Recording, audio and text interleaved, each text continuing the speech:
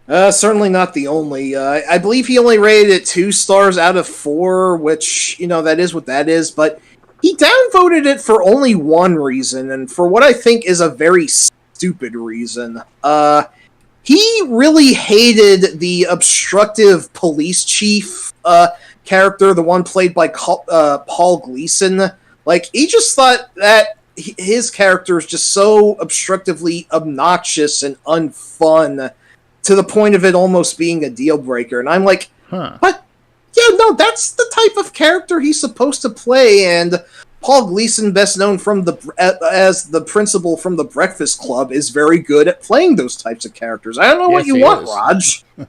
So, I don't know what was up with that. It just struck him weirdly. He did give Die Hard 2 a better review, and while it is, for the most part, not as good, I actually do like Die Hard 2. I mean, it is it is not unlike Ghostbusters 2 in that, yes, it does hit on a lot of the same beats of the first film, but I still liked it quite a bit for what it was. It is a noticeably darker film. It does have one of the biggest death tolls, I think, in an action movie due to a very terrible terrorist action on William Sadler's part.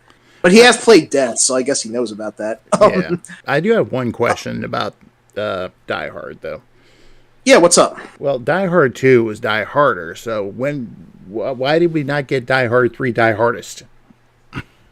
Yeah, I guess that's why, funny enough, Die Hard with a Vengeance isn't actually called Die Hard 3, if you can believe it. I believe it. And some people like With a Vengeance more than DH2. Those people are wrong. I'm sorry. I mean, With a Vengeance, I think, starts out in a good foot, but I don't know. I think its pacing is not quite as tight as the first two as it goes on, and I'm not really fond of the direction the ending took, where it just completely goes somewhere else and just feels like a resolution for the sake of a resolution. I still like the film. The interplay between Willis and Samuel L. is quite great, but if you only ever have to see one movie in the series, the first is really all you need. I'm not going to say necessarily that Die Hard shouldn't have been a franchise, but maybe it shouldn't have. There's another movie I will absolutely say that about later, but I just want to say about Die Hard 2 things. What's up? It is the only Die Hard I've ever seen. And it's the only one you really need. It's been far too long since I watched it. You should see it again. The other thing, I plan to. The other thing is, now I have a machine gun. Ho, ho, ho. Ho, ho. Had to kill a terrorist with feet smaller than my sister's. Anyway. But yeah. Also, I've never seen the fourth or fifth films. I don't think I really need to. The fourth one has some defenders, at least like a director's cut or whatever did. That was apparently kind of better, but I don't know. Do I really need to? And then I hear the fifth was just fucking abysmal and terrible, and no one needs to see it ever. So yeah. Anyway, unless you have any other thoughts about Die Hard, we'll move on to mine. That franchise should have died hard 20 years ago. I'm sorry. Hey, some things they just keep past their shelf life. It's too many things, yes. So there's probably too many things to list. Anyway. Why are they still making? I don't know. Is Tyler Perry still making those stupid fucking Medea films or whatever? I have no idea. I don't keep up with that. Yeah, I won't even ask. Anyway, you're number 4, sir. My number 4, and this list is probably going to get a lot more predictable as it goes on, but let me open up with an immortal quote from the movie. Hey, anybody seen a ghost? He slimed me. 1984's Ghostbusters. Bustin'. I had to. That was... I wasn't all that familiar with any of the, big stars from that movie. I mean, the movie came out when I was 9, all right? I'd never seen Alien. I'd never seen Stripes or anything like that. It was, my parents didn't allow us to watch those kind of movies. That's fair. Ghostbusters was different. Sure, there's a lot of adult humor in it, but at the same time, you had these guys running around with, proton packs and trapping ghosts and fighting off ancient gods and being funny as hell. Now, whereas my mom had a issue with the profanity in the movie, as she put it, she didn't stop us from watching it. And that's good.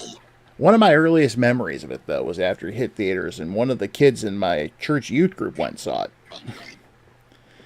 And he was talking about the stupid guy that made the Marshmallow Man appear. And I'm like, what the hell kind of movie is this? And, of course, then I saw it. I'm like, okay, this was a great movie. That's what kind of movie it was. Yeah. I mean, on the offset, it does sound like a very ridiculous premise, but it just comes together incredibly well in practice. A ridiculous premise was more of the first draft of the movie. Oh, what happened there? They were supposed to be busting ghosts in outer space and across dimensions. And okay, then. And Ernie Hudson was not going to play Winston. It was supposed to be Eddie Murphy. Oh, okay. And he was also going to come in at the beginning of the movie, not the middle. That's right. I think I remember hearing something about this. Yeah, it's and of course, part of that script was written for John Belushi. Right, he was going to be Peter before he passed away. Mm-hmm. But hey, Bill Murray definitely filled those shoes and filled them very well. And how? I couldn't imagine Belushi being as much of a self-centered jerk as Peter Venkman is. So Murray really played that to the nines. I think he's hilarious in how terrible he is. I remember seeing one later review saying that he thought Peter was just too ghoulish to actually enjoy, but it was the 80s. Comedic sociopathy was more acceptable and generally done better somehow, so it is what it is. You don't act like a scientist. You're usually pretty stiff. You're more like a game show host. And one of the funniest lines in that movie is one that no one ever says anything about. Oh, what's that? It's right at the beginning when Ray and Peter are going into the library. And Ray says, "You forget, I was present at an undersea unexplained mass sponge migration." Oh, Ray, the sponges migrated about 1.5 feet. And I barely remember that line, yes. See, no one ever says anything about it. And I've always liked Peter's speech that he gives to Ray after they get kicked out of the university. Yeah, for whatever reason, Ray, call it fate, call it luck, call it karma, I believe that everything happens for a reason. I believe that we were destined to get thrown out of this dump. Oh, can't fault his optimism, be sure. That movie is filled with way too many quotes that I'm probably having trouble recalling. Oh, yeah. That's a big Twinkie comes to mind. That's a great one, Twinkie. Even in or out of context. I collect spores, mold, and fungus. Yeah. I've quit better jobs than this. Ghostbusters, what do you want? And let's not forget Janine's most well-known line. We got one!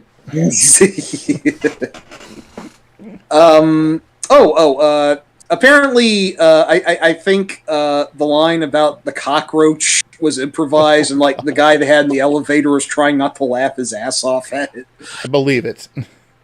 No, we're exterminator. Someone saw a cockroach up on 12. Got to be some cockroach. Bite your head off, man. It is just a really fucking funny film that treats the potential apocalypse of all sentient life as an actually hilarious premise.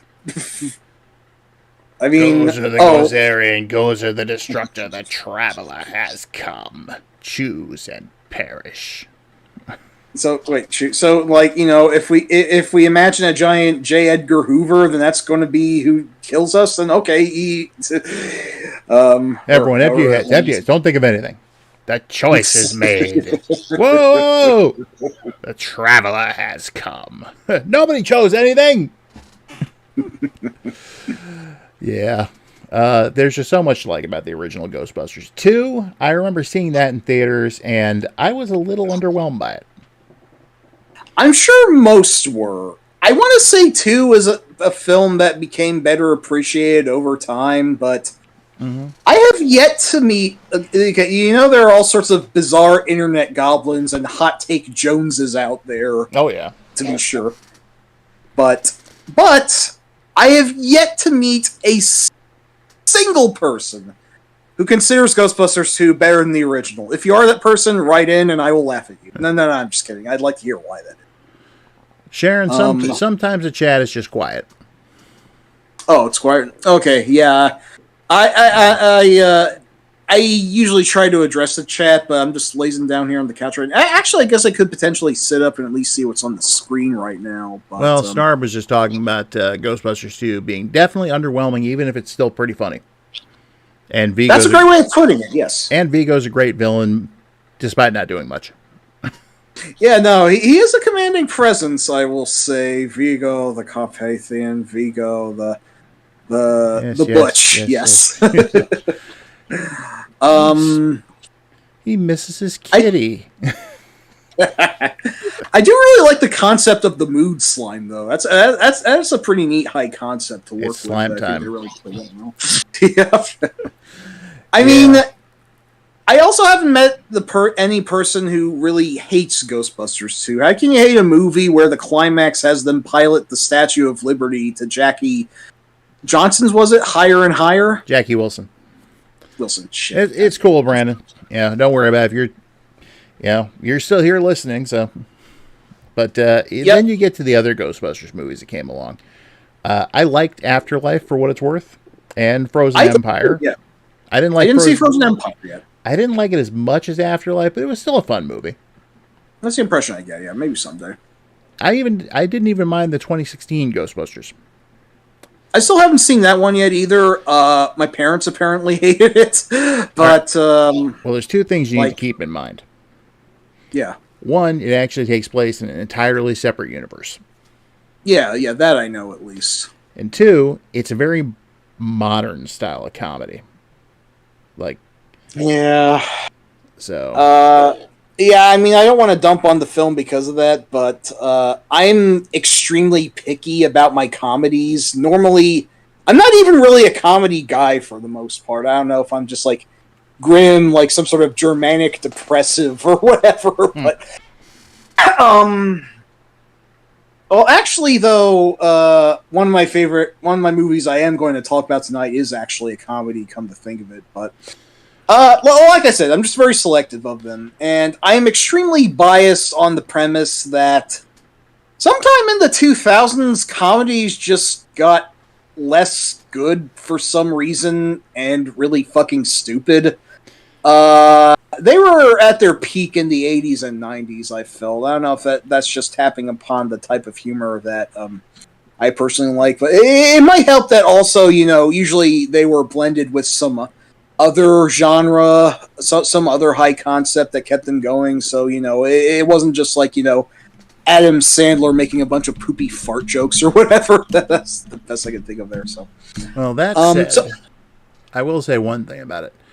There is one character in the movie I thought would have fit in well with the original timeline. Oh, who'd that be? I'm trying to find her name now, and if it's who I think it is... Was that the one by Kate McKinnon? That's exactly who it is. Because I hear that even, people who legitimately dislike the film weren't just a bunch of NRA fuckwads had to admit that Kate McKinnon's character, Jillian, I believe, they thought she was the best part by a country mile. So she was basically their Egon, and she would have just fit in so well.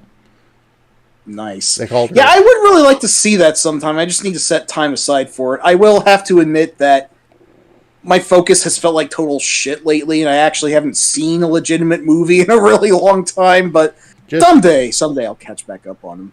Don't go in expecting anything groundbreaking. I won't. No, it's okay. It is what it is. But the original '84 movie will always be my favorite. It is pretty unbeatable. It is a comedy that is also legitimate sci-fi and a loosely horror-ish film. I admit, as a kid, I actually found Gozer legitimately creepy, even though I guess like some people would think now that she basically just looks like Rio from Duran Duran. But yeah. Well, let me tell you this fun fact: when I was little, I was actually scared of ghosts. That's fair. Ghostbusters helped me get over that. Oh, wow. That's pretty neat. Because you see these four ordinary guys out there with their tools actually busting these things. And it's like, so what am I scared of exactly? Yeah. Actually reminds me of a weird dream I had that I don't know how relevant it is to this. So is this about Rolling Thunder again? Mike, we've already gone over this. No. It was one I had about mannequins, actually. Oh, okay. So this is like, I think it was the debut episode of the 9th Doctor on Doctor Who. Oh, shit, that is a series I royally need to catch the fuck up on someday. I remember that one distinctly because when my youngest stepdaughter found out I'd never really seen Doctor Who outside of the 4th Doctor. Oh, yeah. She made me sit down and watch that episode. And yes, Sharon, I know. I was very much into Ghostbusters when we did that. So, I remember you said this about her. And, I sometimes wish I had people who would just very forcefully push me into some more media sometimes. Yeah. But I can be a blob of mush. So that said, then, why don't we go and jump into your third favorite movie? That would be, like I said, Die Hard was number 3 for a while, but I've decided to trade up because I think that in some ways this film has... I think it's very stupid to say, to some extent, that it feels like an almost more personal film to me, but there is a big asterisk that I would like to address, but set all that aside, pretend that the future does not exist. Just go back to 1976, where, a humble young actor and potential director gave us a rather humble, low-key, almost proto-mumblecore drama that is also technically a sport. That I forget what that is. It's some genre of quirky indie film or whatever that became big in the 21st century. I don't know. By the way, before you go on, make sure your phone screen's still on. Oh yeah, it is. Oh, did you check the 30-minute mark? Yeah, no, it's fine. It's fine. Thank you. Yeah, just a reminder. Anyway. Thank you. Appreciate it. Anyway, my number 3 film is Rocky, a series which I am a big fan of because I think due to the influence of my grandfather, who was a fan of the sport, I usually don't give a shit about sports, but I actually have always kind of had an odd, if not somewhat peripheral, affectation for boxing, which I realize is a very brutal sport. Like, they say that MMA is technically less brutal nowadays, whatever, but... It all started when you were a young lad with an NES controller on your lap playing Mike Tyson's Punch-Out. That is genuinely one of my favorite movies of all time. That actually... No, you're not wrong. That might have actually helped me like boxing, too, actually. Okay, even though it absolutely does not play like how most boxing games play, but, that was for the best for its time, because most other boxing games on the NES were kind of shit. So yeah. The technology wasn't really there to recreate an actual boxing match, and it wouldn't be until EA's Fight Night series many years later, but I digress. This isn't a video game chat yet. Also, I might need a drink soon, but anyway. Of course, we were going to talk about video games. We could mention Rocky for the Master System. Which Oh yeah, that's right. We should recap any of the video games that have been based off of the things we've done said so some far. of them might be too long, but if you look at the screen right now, you can see there is a sprite of Rocky from the Master System game there, as well as a sprite of John McClane from Die Hard, and one of Ash from Evil Dead. Not to mention the Ghostbusters. Yep. And a few Sadly, others there were no. later. Sadly, there are no video games based off of Ed Wood, so that is what that is. But what can you do? Yeah. Anyway. So yeah, I'm a big fan of Rocky. The entire series, not just the first movie. Unlike Die Hard, it actually had some legs going forward. But I will, of course, give the caveat that no other Rocky film is quite as good as the first, and that is because they usually tried to be more like actual sports action films. That's not really the role. That's not really the path that the first movie was going in. Like I said, it is really more of a drama first, and it's just a drama about this, just like very. Rocky is like your classic underdog story.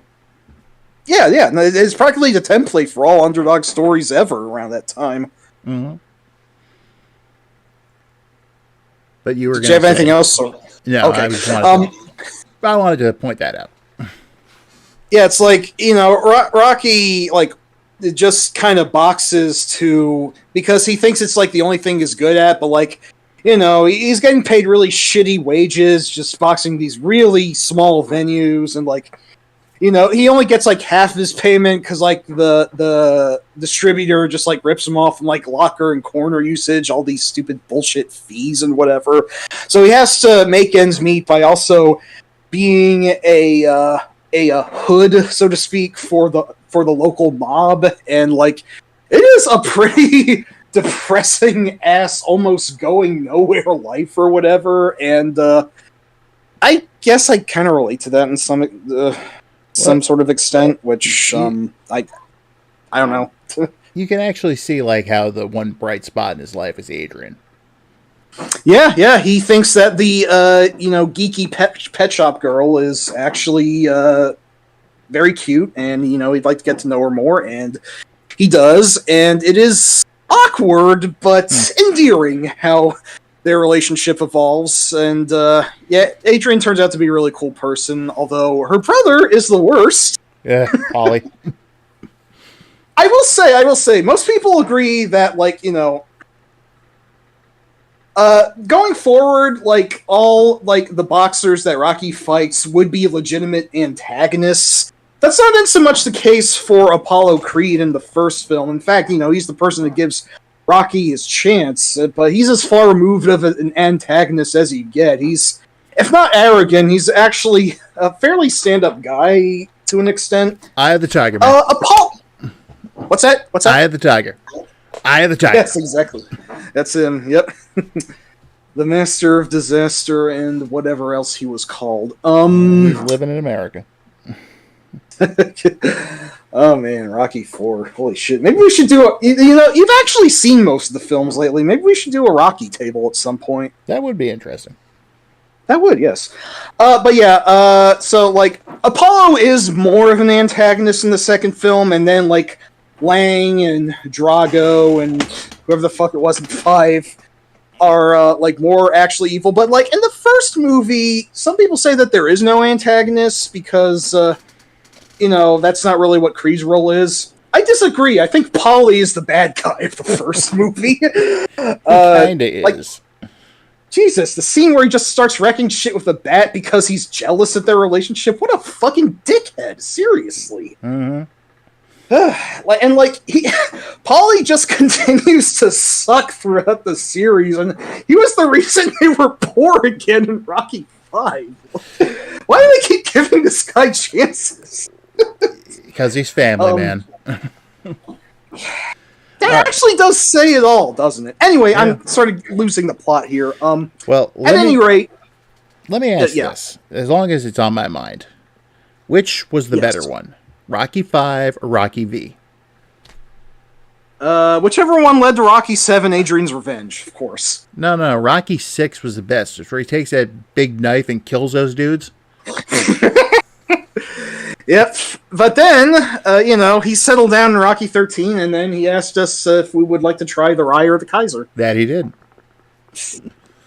Anyway, I don't want to get too carried away talking about the series in toto, because there's a lot I could say. So just focusing on the first one, I do think it is still a very inherently interesting film that really, normally you don't think I'd be into this type of film, because it's just kind of a slow-paced drama that usually goes more on vibes than it does like a really complicated plot or whatever. But I don't know, something about it just really works for me. Maybe I just like the whole underdog thing. Maybe I just like the thought that, anyone in their life could actually get a damn chance and get out of the damn rut they're in. Maybe you just like that this was Stallone and he wasn't going, I am the law! That is the asterisk I wanted to address. I know Stallone is not a great person nowadays. His political alliances are... I don't want to go any farther than that. So like I said, just set all that bullshit aside. Take it for what, this movie is. Just, him still being relatively young and like Rocky, the character, also kind of reflecting his own life at the time. And I do think it is, oddly inspiring in a... I don't know if that's, dumb of me to admit, but I do... What's that? I just wanted the opportunity to insult Judge Dredd. I mean, yeah, that is... I don't hate that film. It could be a lot worse. It's not the worst Stallone film that I think I've ever seen. But it also could have been a lot better, as we've seen. Yes, as we've seen Carl Orban do in 2012. That movie is quite good, and it should have gotten a sequel, goddammit. But yes. I digress. Mm-hmm. But yeah, Rocky, anything you've heard about it is true. It is very much worth seeing, at least once in your lifetime. Again, leave any opinions you might have about Stallone at the door. Just take this for what it is, because I still think it's a great film. And, the actual fight itself is pretty well shot, even though that's not really the focus of the movie, but just until the end. It's the climax, certainly. It's the build-up, but I like how they make it feel like the fight itself is just an auxiliary component to how Rocky's life plays out. It's important, but it's not as important as you'd think it would be. Because that's what gives us the ending where, he doesn't even care who wins, just runs up, I love you, Rocky, and, that's it, and just, yeah, fantastic fucking ending. Yeah. So, having fairly recently seen Rocky myself again for the first time in 20 years, I thought it was good. Sweet.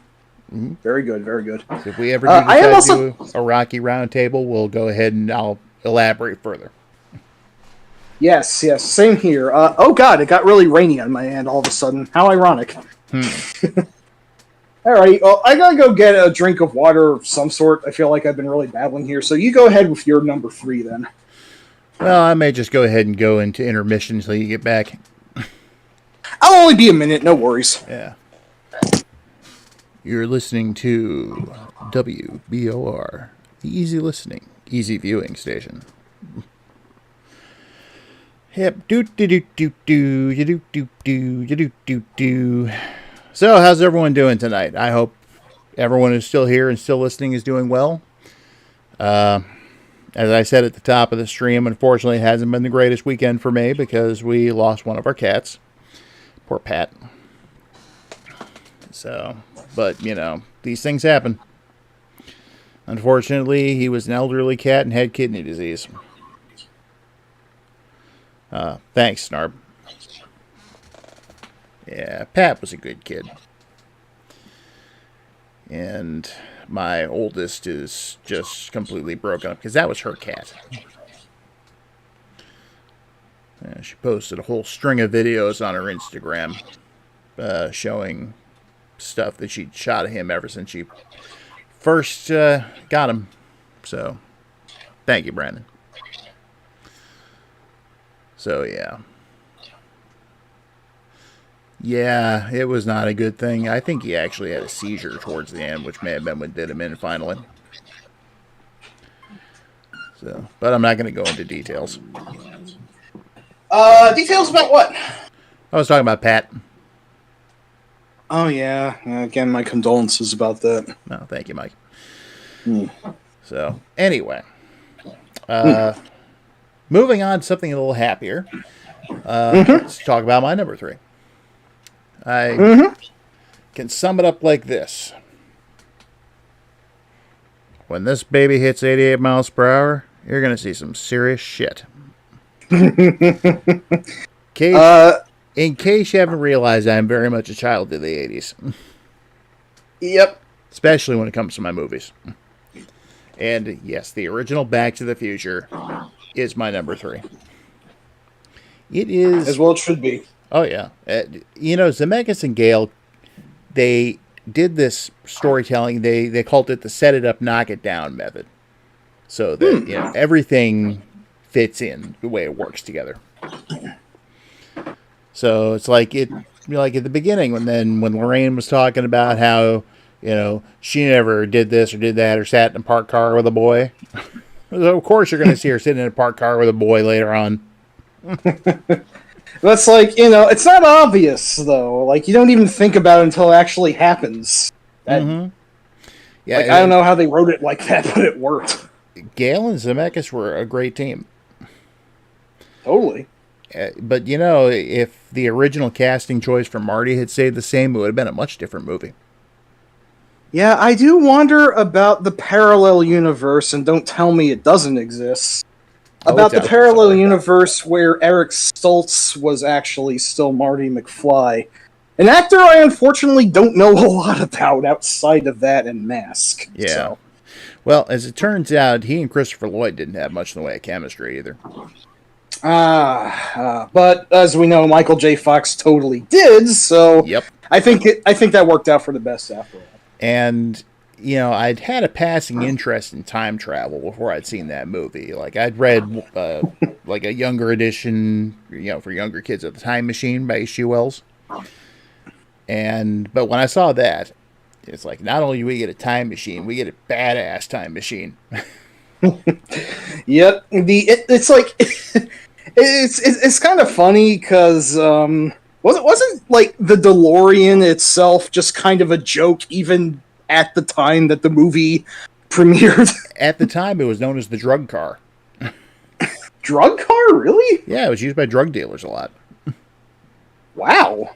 I never knew that. Yeah, in fact, John DeLorean actually personally called Zemeckis and Gale and thanked them for rehabilitating his name. Okay, that's pretty great. That's nice. Very nice. It almost wasn't a badass time machine. It almost ended up being like a refrigerator. I've read a lot about the history of the development of Back to the Future. It feels like it would have been grazing a little bit too close to being a TARDIS, possibly. Yeah, but the reason they changed is because they didn't want kids locking themselves into refrigerators. Yeah, that's fair. That's totally fair. And for that matter, Doc also had a pet monkey instead of a pet dog. Huh. So interesting. Monkey probably had the same name, but... Yeah, I can see a monkey called Einstein. That's right, Brandon. I forgot about that. Yeah, to help with finances, he got busted with drugs, too. Let's see. I'm actually kind of up and about and walking at the moment, just back and forth, so I can actually see the help with... Oh, well, that sucks. Damn. Well, but the point is, Back to the Future rehabilitated the DeLorean as a car. And how? Yeah. Now, of course, that wasn't the only reason. I mean, like we said about the chemistry between Michael J. Fox and Christopher Lloyd, how well they played off each other. They were able to sustain it past the Back to the Future movies into other projects later on. Yeah?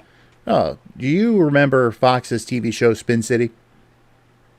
Yeah, I actually saw the episode where Lloyd guest starred on it. The episode was actually titled Back to the Future 4. Oh, that's amazing. That's excellent. And I remember when they were celebrating the 30th anniversary and the time that Marty and Doc arrived in 2015. They went on one of the talk shows. It might have been Jimmy Kimmel or something like that. And Fox said it best. He's like, you know what, Doc, this future sucks. Yeah. Yeah. So, but, it goes beyond the two of them. Okay. Tom Wilson. That man played such a great asshole. Yes, it was, Sharon, but that was a nod to Back to the Future, so. And apparently he's a super nice guy, but just don't ask him questions about Back to the Future. I was about to say, you've seen the question song by now, right? Yes. And of course, there's... Yeah, I was not thrilled with the origins of Rick and Morty because of how they did Back to the Future dirty in that. But the show itself is kind of funny. It can be, but stuff happened. I'm not really a fan of it anymore. Yeah. Anyway. I'd rather watch Lower Decks. But yeah, I would too. Yeah. But anyway, and then you had... Why did I just blank on her name?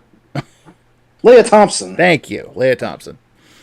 She sold both the old Leah Thompson and the teenage Leah Thompson. She really did. Matter of fact, for dumbass me, for the longest time, I actually thought her older version was actually what she was by default for some Really? reason. I was just really small. I didn't understand how makeup worked, I guess. Well, that's your name, isn't it? Calvin Klein? It's written all over your underwear. Ah! It's like she described the young Lorraine as like a cat in heat. Great way of putting it, yeah. I think she sold that very subtly, but clearly. And then you have the outlier of the cast. That'd be Crispin Glover. I was going to say Reuben Farr himself. He did a great job as George, don't get me wrong.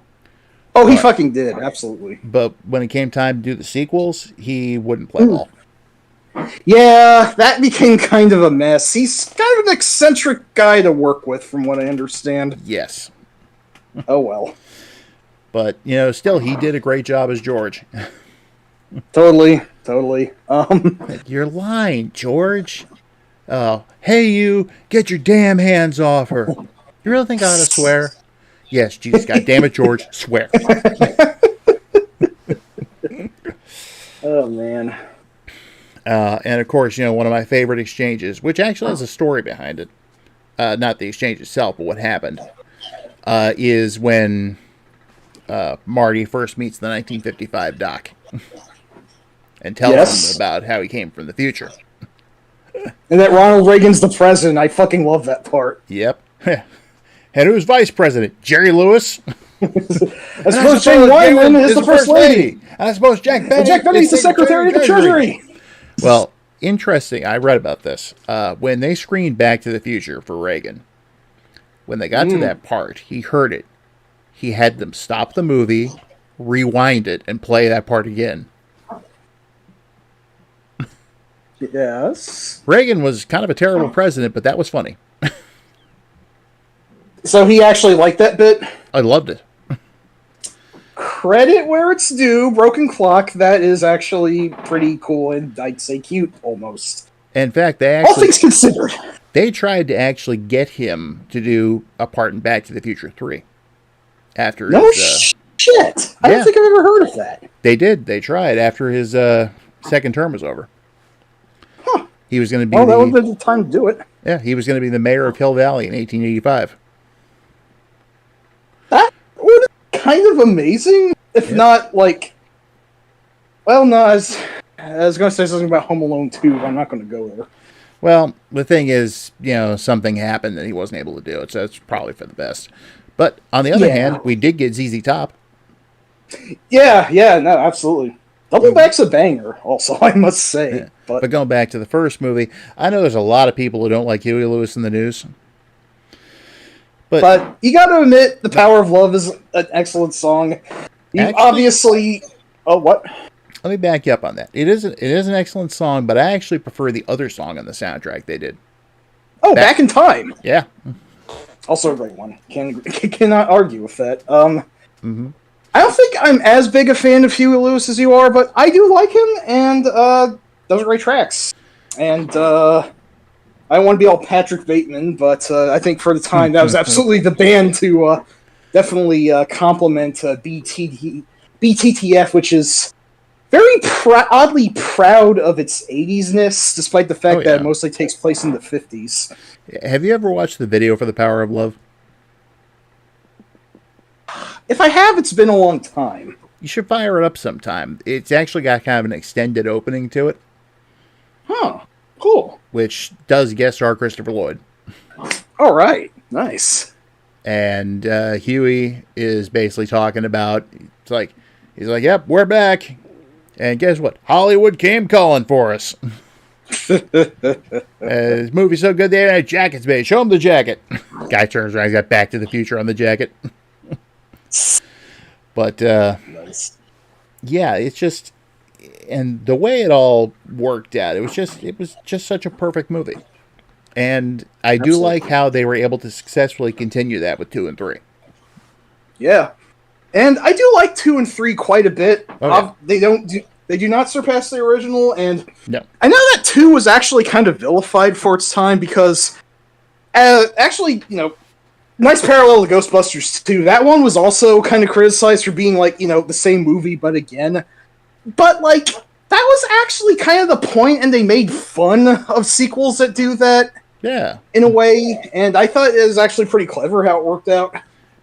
What I liked about 2 was that this was the only movie in which the DeLorean wasn't lacking the ability to travel through time. That's a good point. It wasn't the problem. No. Everything else was. The alternate 1985, the sports almanac, and all that other stuff. Yep. I'm not going to say anything about Biff in the alternate timeline. No, because Zemeckis and Gale flat out came out and said who they modeled that after. Yeah, exactly. So that's what I'm not going to talk about. Jesus Christ. But we're not talking about 2 here. We're talking about the original. Yeah. I do also like 3, admittedly less than the first 2. I guess I'm not huge on Westerns, and like you said, the plot was, again, that the DeLorean needed to be powered up, and that kind of sailed a bit too close to what 1 was doing, but I thought it had some interesting ideas, and I like what it did, so. On another note, the original movie had the only scene that Leah Thompson and Christopher Lloyd appeared in together in the entire trilogy. Wow. Mm-hmm. Huh. Which one was that? It's when Lorraine follows Marty back to Doc's place. That's right. Asked him to go to the dance with her. Huh. Weird, that was the only fit. That was it. They never had a single scene together in any of the other movies. Well, dang. Yeah, the first film was absolutely 1.21 gigawatts of lightning in a bottle, womp womp. But I will say, for that final scene, that is, even after having seen it a couple of times back in the 80s, I was still on the edge of my seat watching that. It still fucking gets me on the edge of my seat, too. I know that Doc's gonna, actually connect the plug there, but, Jesus Christ, I still think for, even a few milliseconds that he might not, they're cutting it really close. It's weird. How they actually filmed a legitimately thrilling climax that still holds up despite the fact that the antagonist has already been dealt with. That's, not many films can really pull that off so well, at least not for me, but, I guess some people, I think I've seen, a few criticisms about the weird, esoteric, implications of the ending, hey, everything's better, but, does Marty even know these people?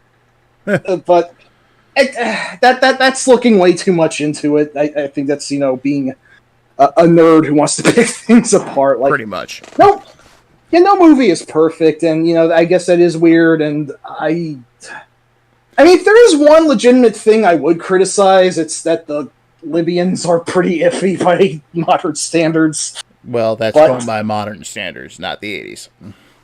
Yeah, but, what can you do? It is what it is, and they're a relatively incidental part of the film anyway, even... Yeah, let's see if you bastards can do 90. Yeah, but, it's not perfect, no film is, but I love Back to the Future so much as well, so much that I almost had it as my number 5, but I didn't want to be boring and have something that was the same as yours, so that's why I got Ed Wood instead, so... Anyway, I'm going to just close out Back to the Future with a couple of personal reminiscences. Sure. We rented that shortly around the same time as Ghostbusters, I think. Oh, nice. I might be fudging the timeline a little bit here, but... and there was another one my mom was a little put off by the profanity in the movie. Which there was really a lot of. It was less than Ghostbusters, I think. Oh, yeah. It wasn't like, Marty went out and dropping, well, fuck, what are we going to do, Doc, And another thing I could imagine that, oddly. I got the movie banned from my house for a week. How the shit did you manage that? My younger brother and I watched it every day. And my mom finally got so tired of hearing it, she forbid us from watching it for a full week. Took the tape, confiscated it. Wow. You abuse your privileges, so to speak. Oh, I got paid back years later. Well, my girl said similar stuff. To this day, I can still recite portions of Cars.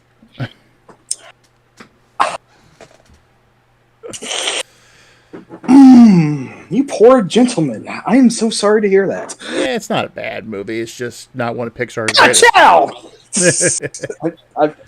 That's all I got. I'm sorry. I've never seen any of the Cars films. I don't really intend to. I've got a lot of other stuff to get on in front of them. So they're harmless, basically. So okay.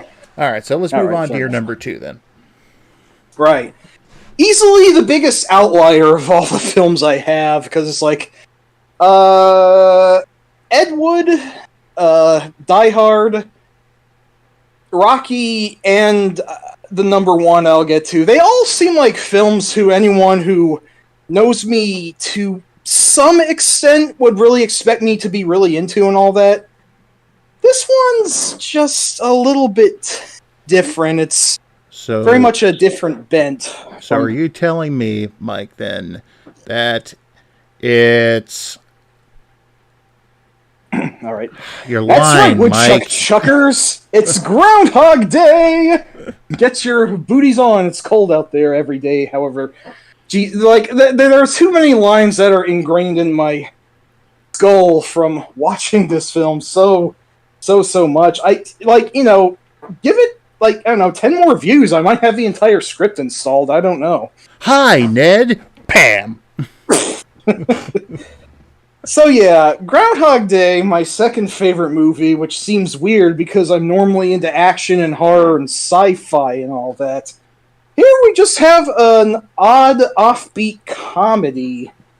Albeit one with an inexplicable supernatural element in it, but one with the high concept of a grumpy weatherman gets stuck in a time loop, and he has to keep reliving the same day in a small town repeatedly, where nothing's going anywhere, he can't get out of it, and oh my god, I know why I like this movie so much, why I identify so much with it. It's Groundhog Day. Again? Again. But yeah, I think it might just be through sheer repetition that this one was always on TV a lot when I was growing up. Don't drive angry. Don't drive angry. And whatever premium channels there were, that whenever this was on, any given member of my family would put it on at any point, and there were some programs and movies where they did that, and I did kind of tire out from them. You remember, for many days when broadcast TV was still a thing, that there'd be, I don't know who it was, TBS or whatever, would run A Christmas Story like 12 times throughout Christmas. They still do that. They still okay. Well, It's I got kind of tired of A Christmas Story by burning out on that one too much. Unfortunately, that and the ending with the same Chinese people. At least it wasn't Corporate Raiders from Dimension X. What was that again? Okay, there was an episode of the Teenage Mutant Ninja Turtles that for some reason... Oh, wait! Yes! The one that kept going on when you went... That's right. I swear to God, every time I turned on Turtles to watch in the early 90s, it was Corporate Raiders from Dimension X. Wow, that is just weird. A friend of mine got tired of Closer to the Heart because it played 4 times on his shuffle once, and... It was like different live versions or whatever. It just lined up all that time, and it just kind of drove him off from it for a while because of that. So, now I don't know if it's still verboten, but that was for the time. In the chat, Sharon says she loves Groundhog Day. First time she saw the movie, she laughed for 5 minutes straight, and forgot to watch it this year on Groundhog Day. Aw, well, can't win them all the time, but you can certainly make up for it later. I wanted to make... I will say before you do that, I do know somebody who does not like that movie at all. I actually knew someone who didn't too, but who's the person you know? Betty. Oh, that saddens me. She just got irritated at the constant repetition. But I'm like, that's kind of the point of the movie. Yeah. That one episode of Next Generation, it was a temporal causality loop. Abandoned ship. Repeat. All hands up. Exactly. That might be like a top 10 TNG episode for me. I don't know. Yeah, we did the Star Trek stream already. So anyway, yes. You were saying. The point I wanted to make is I must have seen Groundhog Day, like, I don't know, at least 20 times, maybe 30, possibly more. I lost count. And I realized every time this movie ran, I never fucking got tired of it somehow. It just had some magic sauce, some secret ingredient or whatever, that just made it really fucking entertaining to me every time it played. I mean, that element might just be that this was like the role Bill Murray was born to play, and he had already played many similar roles, but this one was just something special about how him being an asshole wasn't eternal punishment, and it's just kind of interesting how the film works through that with how he just has to deal with the inexplicable bad hand that he's been dealt, but he just plays it off with so much genuine snark and deviousness, and like he goes through many fucking emotions, like, you know, like, I am a god. Yes. Yeah, I love it when he gets to that part, and then he's explaining how he's immortal, and then the waitress is just saying that the special of the day is blueberry pancakes with the biggest "what the fuck is going on" look on her face. And it's like, and this is Nancy. She squeals like a chipmunk when she's excited. Hey, it's true. Yeah. Like, I mean, Bill's certainly the linchpin that holds it all together, but the cast overall is just really great. Andie MacDowell is adorable and, like, a very good straight woman, and a believable foil to reason to why Phil wanted to rehabilitate. But then there's Chris Elliott as Larry, who is clearly not a big fan of Phil, and is just the snarkiest son of a bitch ever. And it's just really... movie that gives Chris Elliott screen time, I'm there for. He is one of those guys who just makes anything better by being in it. I have like a list of performers like that, like Ron Perlman and Brad Dourif, which they always come to mind because they're great character actors I love, but them together couldn't redeem Alien Resurrection for me. Well, but that's irrelevant. If you ever watch his show Get a Life, that was great. I hear it. Yeah, he's fucking excellent in that. Absolutely. And of course, I just have to bring this one up since we're talking about Chris Elliott. Two of them, actually. CB4 is one of them. Right. And, of course, Cabin Boy. I still You're one of them fancy lads, aren't you? Yeah, just really, really fantastic. But it's like everyone's just really, really goddamn good in that film. Of course, fucking like he's also a guy that makes things better by being in them, even though he's maybe a bit lesser known. But like, undoubtedly, the role that Stephen Tobolowsky is best known for, fucking Ned goddamn Ryerson, the most Ned.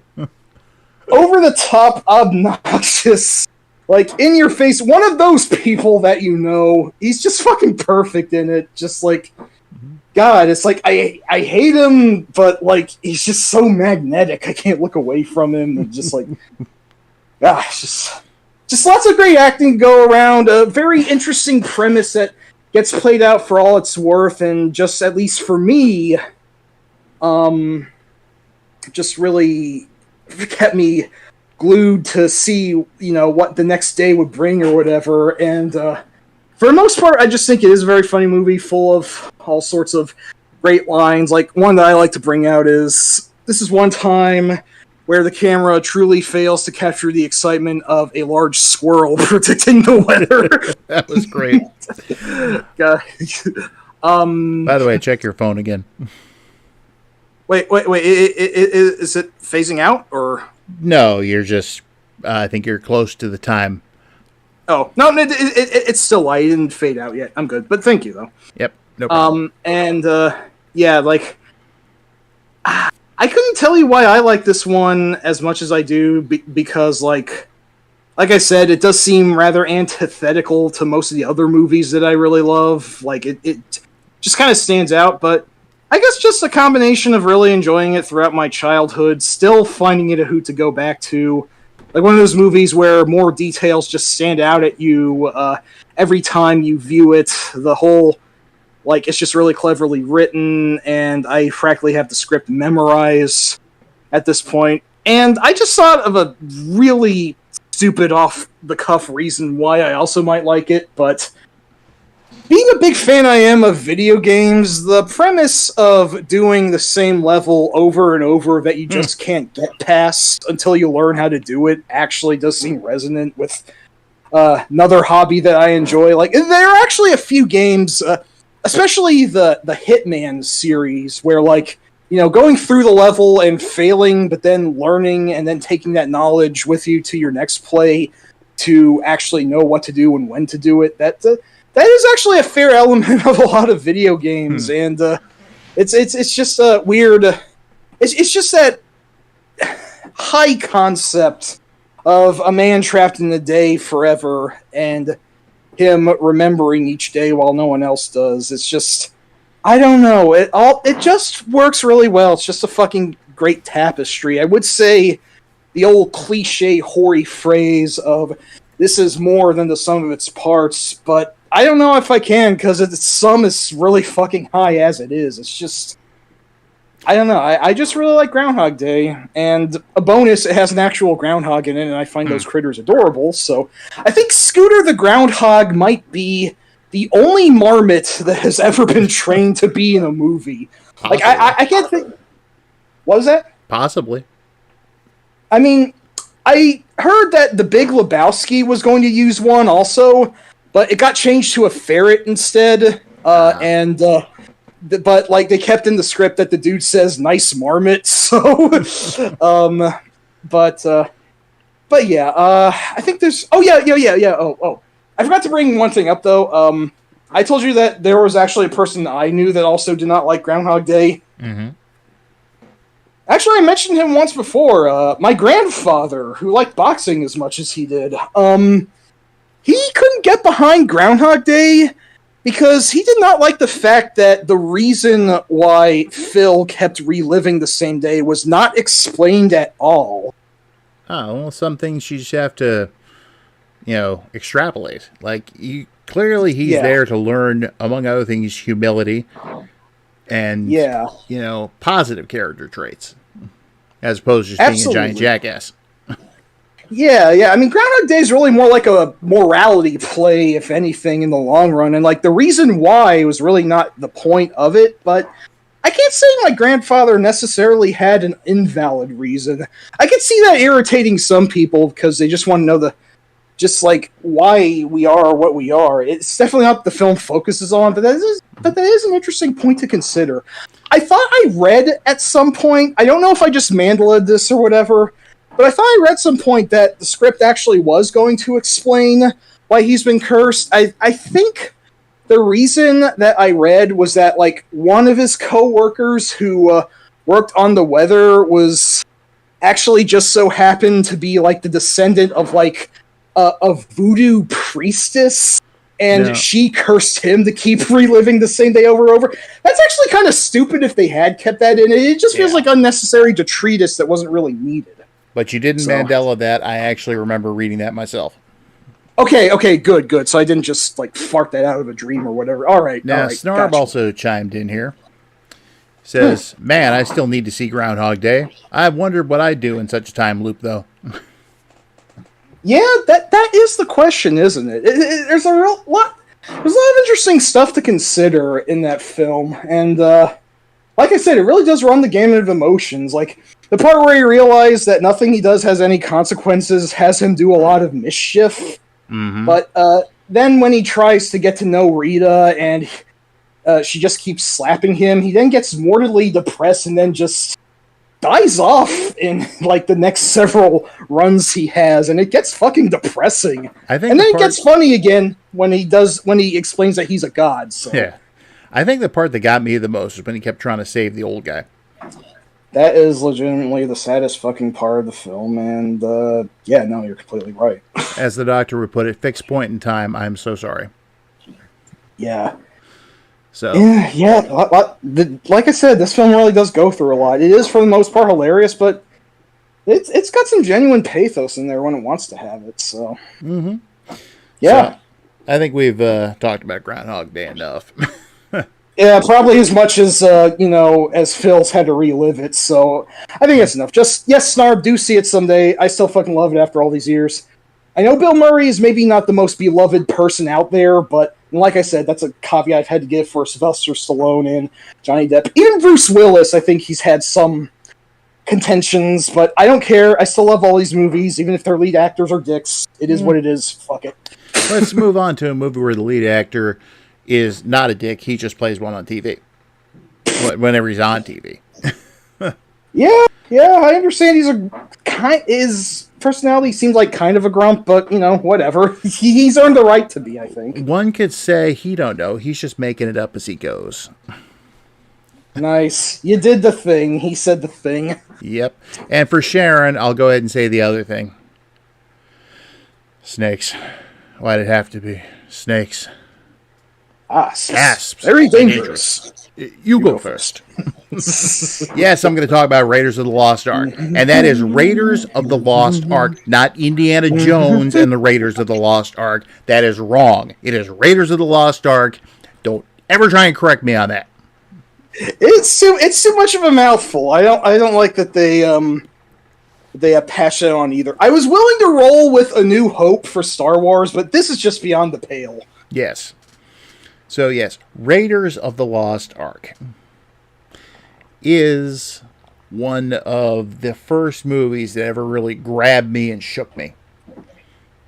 It was, I think it was right after it came out on cable. My mom's best friend, who we called Auntie Ruth, had actually recorded it. And it was a Christmas party, I think Christmas 82. And we were at her house, and apparently I was bored, and she asked if I'd like to watch a movie. I'm like, okay, sure.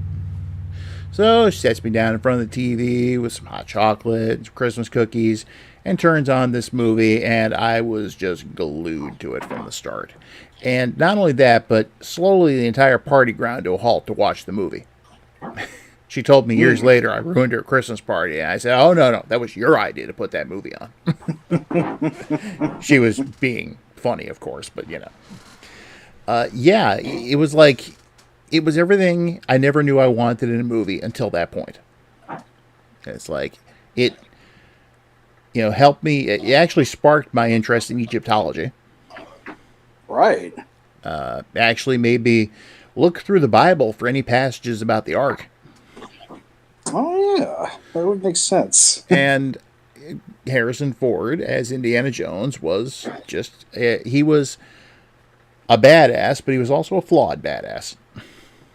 It's the flawed part that I've seen that most people who love the film have really come to appreciate lately. Yeah, he's not And yeah, Superman. He's an average guy with really good luck and also a fair amount of cunning and who can pull off something like, say, stealing a truck from an entire bunch of Nazis. and a whip. He's got that too. Oh yeah, can't forget the whip. But and the John Williams soundtrack, that too got me. Like, my favorite piece off the soundtrack is the Map Room Dawn. Oh yes, very nice. Love that. I actually recorded that from the movie onto a handheld tape player that I had before I found the actual soundtrack. Nice. And it was a movie. It was the first movie I ever owned the actual retail release of. I still have it. Oh. Yeah, on the bottom it actually says, "Coming to a theater near you, May 25th, 1984, Indiana Jones and the Temple of Doom." Ooh. That's how old that is. Shit. So it's just such a well put together movie. Spielberg was on his A game with that. And, yeah, A game for a B movie. And so was Lucas. Said. Oh yeah, absolutely. He doesn't get enough credit for that. Lucas had some more ludicrous ideas for Indy. Luckily, Spielberg shot them down. I was going to say, I'm not surprised. So I don't count that towards the character of Indiana Jones as we got him. That's just strictly stuff that ended up on the cutting room floor before it ever came into existence, and that's exactly where it's going to stay. Totally. Like, it's like the whole bit about Indy and Marion's relationship. Right. Yeah, Marion was supposed to be 15 when she and Yeah. Indy, who was in his 20s, were going to be involved originally. Yeah, I remember that was a controversial point for anyone who dug into it, and Yeah. Yeah, I can see that, but I'm glad that wasn't really spelled out in the film. So No, and Karen Allen herself, she had her own vision for the movie. And, oh, what's that? well, I don't know, but when she saw the final movie, she's like, this is nothing like what I imagined, but it's great. Oh yeah, absolutely. And I'm pretty sure that she was like, she's basically said, Marion was, 17, 18. At the time, that was not uncommon. Yeah, I mean, there's that one girl who was schmoozing on Professor Jones with the eyelids. Well, if it tells you anything, my grandparents got married when my grandmother was still fairly on the young side. Grandpa wasn't too much older than her, but it was, these days it would be like, whoa, no, that doesn't happen. I gotcha. So, it was the style at the time, I suppose. so was wearing an onion on your belt. Yeah, that too, Grandpa. And most of the German I know I learned from that movie. Oh, interesting. Helps that I have the Raiders of the Lost Ark source book for the West End games. Oh, cool. That Indiana Jones role-playing game, and it actually has translations of almost every line in that movie. Wow, that's really cool, actually. It also has detailed maps of the map room and the Well Souls and a bunch of other stuff. Shit. Man, I wish I played tabletop because that sounds pretty fucking rad. I didn't play tabletop. I just bought it because it was Raiders. It's a good lore expansion, it sounds like. Yeah, and they also did one for Temple, which I picked up, but they never one for Crusade. Ah, gotcha. And some other fun facts about that. You know the U-boat that stopped the Bantu Wind towards the end? Uh-huh. Yeah, Captain Katanga's ship. That was actually on loan to the production from Das Boot. Holy shit! That's... I can believe that, actually. That's... Oh, wow. Huh. Yeah. And here's where this is a really deep cut here. Do you remember the sub base that they docked in? Yeah, the one where Indy went out of his way to bump into Belloc because he's just that much of an asshole? Of course I do. Yep. Now, according to the West End source book, that place is named Geheimhaven, or something along those lines. Okay. The kicker is that is a real World War II German sub pen. They found Jesus. That was filmed on location? Yes, it was. That's fucking amazing. Holy shit. There was graffiti going back to World War II on the walls in that place. My God, just that bit of authenticity for just one scene that only lasts a minute, if even that. That is dedication. Mm-hmm. Jesus. Kind of gives you a dim review of CGI prairie dogs later on, huh? Fucking goddamn it, man. Hey, yeah. I like Crystal Skull, I admit it, but I do too. I do think it is relatively the weakest link of the series. It's number Although 5. I could maybe see a case being made for Temple by some, but whatever. I like just about anything that Indy's ever done for the most part. I mean, I actually haven't seen most of. I've only ever seen one episode of Young Indiana Jones Chronicles, the one that you told me to because of Mystery of the obvious Blues. reason. Yeah. Mm-hmm. The one with Harrison Ford. And yeah. the one time they ever played the Raiders March on that show. Yeah, well, if that's the time to do it, there you go. Yep. But yeah, it's...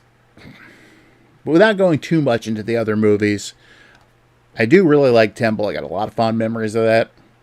Crusade Same. is the next best one after Raiders. Absolutely. Crystal Skull, it does fall short in a lot of places, but it's still a fun movie. I agree. And Dial of Destiny is right smack at number 3. That was just such a perfect ending to the series. I really fucking loved it. I was so glad.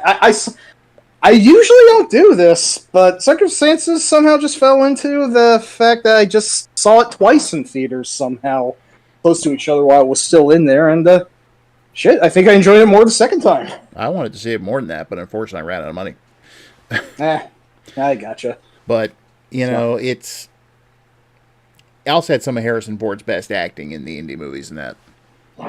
Right. They took what is an element that I kind of dislike and made one of the best acting scenes I've ever seen him do out of it. Mm-hmm. Without spoiling anything, because I know there's still people who haven't seen it because of whatever reason. Yeah, absolutely. Although, to all those people who were making jokes like Indiana Jones and the Nursing Home of Doom back in 2022 or whatever, 2008 call, they wanted their stupid jokes back. Yeah, that became just so dumb. I also defy anyone to say that opening sequence that took place in 1944 wasn't great. Yeah. To the victor go the spoils.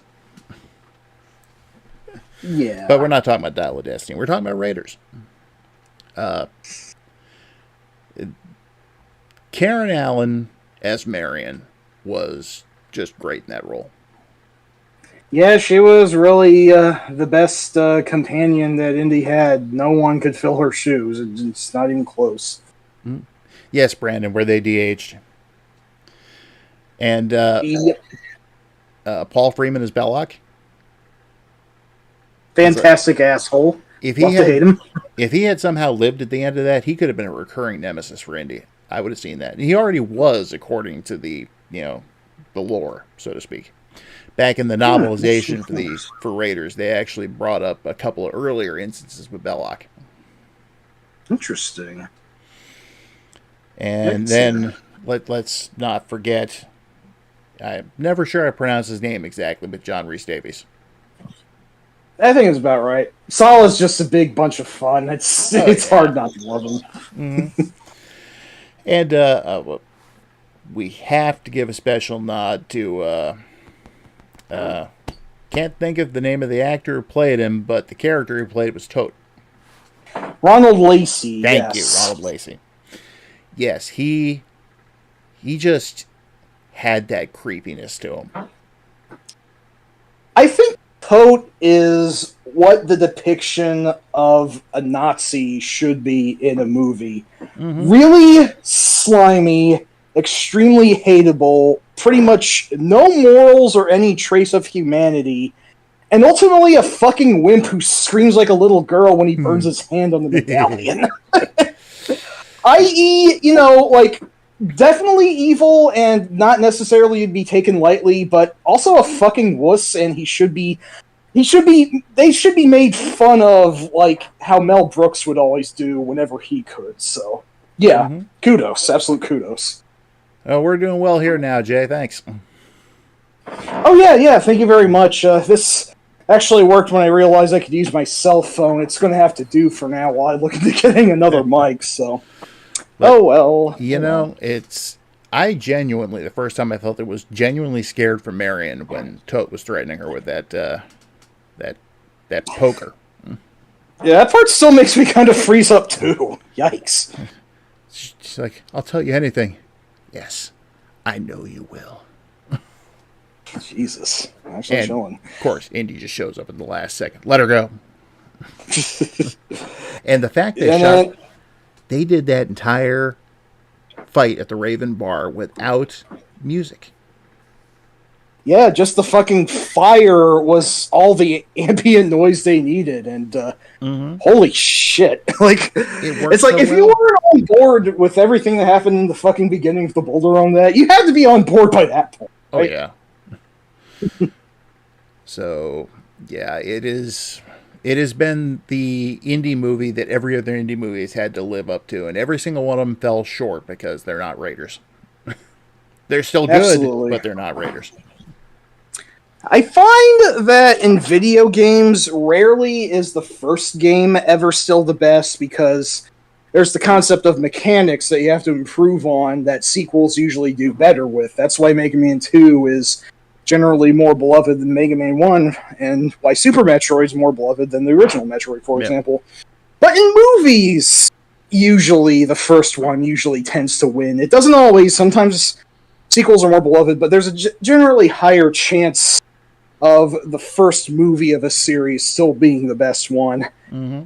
And, like, with Indiana Jones, I really can't think of a better example of that being the case. Yeah. With Raiders versus the rest of the series.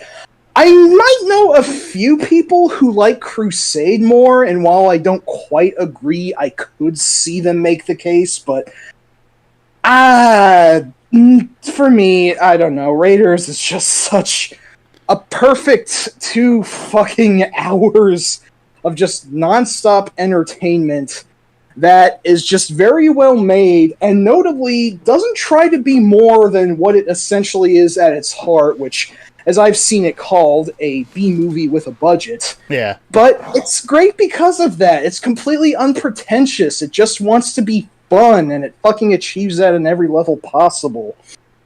And, Raven, that's a good thing as a developer to do. Raven said this is something I aim for, making sequels while using the same engine, same assets, same mechanics, just improved upon in the second game. Offers better deal for gamers.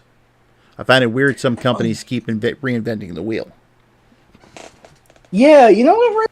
It's actually a good point. I guess, for better or worse, that's what you could say Konami did with Castlevania 2, and although I really like Castlevania 2... They went right back to 1 with 3. And I understand why they did that, and 3 is actually my favorite game in the series, believe it or not. But, yeah, I mean, games have to be mechanically entertaining, in addition to visually and aurally. Movies don't have to necessarily keep up that expectation. So they, excuse me. So they just, they just have to be, like, well-made and be a quick 2 hours, give or take, of just pure, like, eye-gripping, like... I'm trying to think of another word besides entertainment, because I think I keep saying that, but I guess I can't really think of a better one. Yeah. Whatever. The point is the Raiders is just great. I think that about sums it up. Yeah, no, I mean, we didn't even mention what I think might be the funniest scene ever in movie history. that isn't strictly from a comedy. Are you referring to the Cairo Swordsman? I still get a fucking kick out of how Everybody does. unceremoniously that's resolved. It's funny because on the one hand, we didn't get what could have been a potentially cool, melee action scene, so to speak. On the other, I think this worked out much better. Well, you can blame the food in Tunisia for that. Yeah, that's right. Ford was feeling some food poisoning. He The entire wasn't up crew for a lot was. of... Oh, Jesus. Wow, I forgot it was that bad. The only one who didn't was Spielberg, because he brought all his food with him. Well, fair. Good on him. Also, so pragmatic decision to wrap it up as quickly as it did, and for the best, to be sure. Yep, there's still footage that exists of some of the duels that would have taken place. I remember actually seeing that. Again, that would have been interesting. Yep. There exists a parallel universe, I'm sure, where that was the scene that made it in, after all. Mm-hmm. But, Also, I don't know. Just the gun is just so memorable and fucking hilarious. I just really love how that serendipitously worked out. And the look on his face when he sees what's in his way, he's just like, oh, you gotta be kidding me. It's just a real nope, not today sort of expression. That Ford was really fucking good at that. He just had a really expressive countenance. So he just another bit I like, great acting without actually saying anything, is when the giant Nazi is begging him down from the plane to fight. He's just like, all right, I'll hold your horses. I guess I'll do this. Yeah, consider the man's been up probably for the better part of 24 hours at this point. He just had to fight his way out of the Well of Souls, Yeah, by going through a friggin' wall. That is another good point, yes. The film's really good with keeping with its continuity like that as well. He's tired at that point, but he's like, crap. All right. It's another one of those films where I pick up more details the more I see it. Just like... I can say that about all my favorite movies, to be fair, but that one's just got so much richness in every fucking department that you can imagine. Like I said, ultimately it's really just an action adventure movie and nothing beyond that. It's not trying to be like a fucking Ingmar Bergman morality play or whatever. Nope. It's just fun. It knows what it is. It wants to be fun. That's all it is. That's all it has to be, and that's why I love it. I'm also going to say the German mechanic, as he's officially known on the action figure card back. Oh, wow. It has a new official name, according to me. Really? Propeller Face. Fuck. Okay. You know what? You're not wrong. Yep. I mean, yeah, speaking about, Indy being a very vulnerable and lucky hero, he might have gotten a lot more badly maimed than he did if it wasn't for that gruesome intervention, to say the least. Yeah. So, also, Raven said in the chat, experience?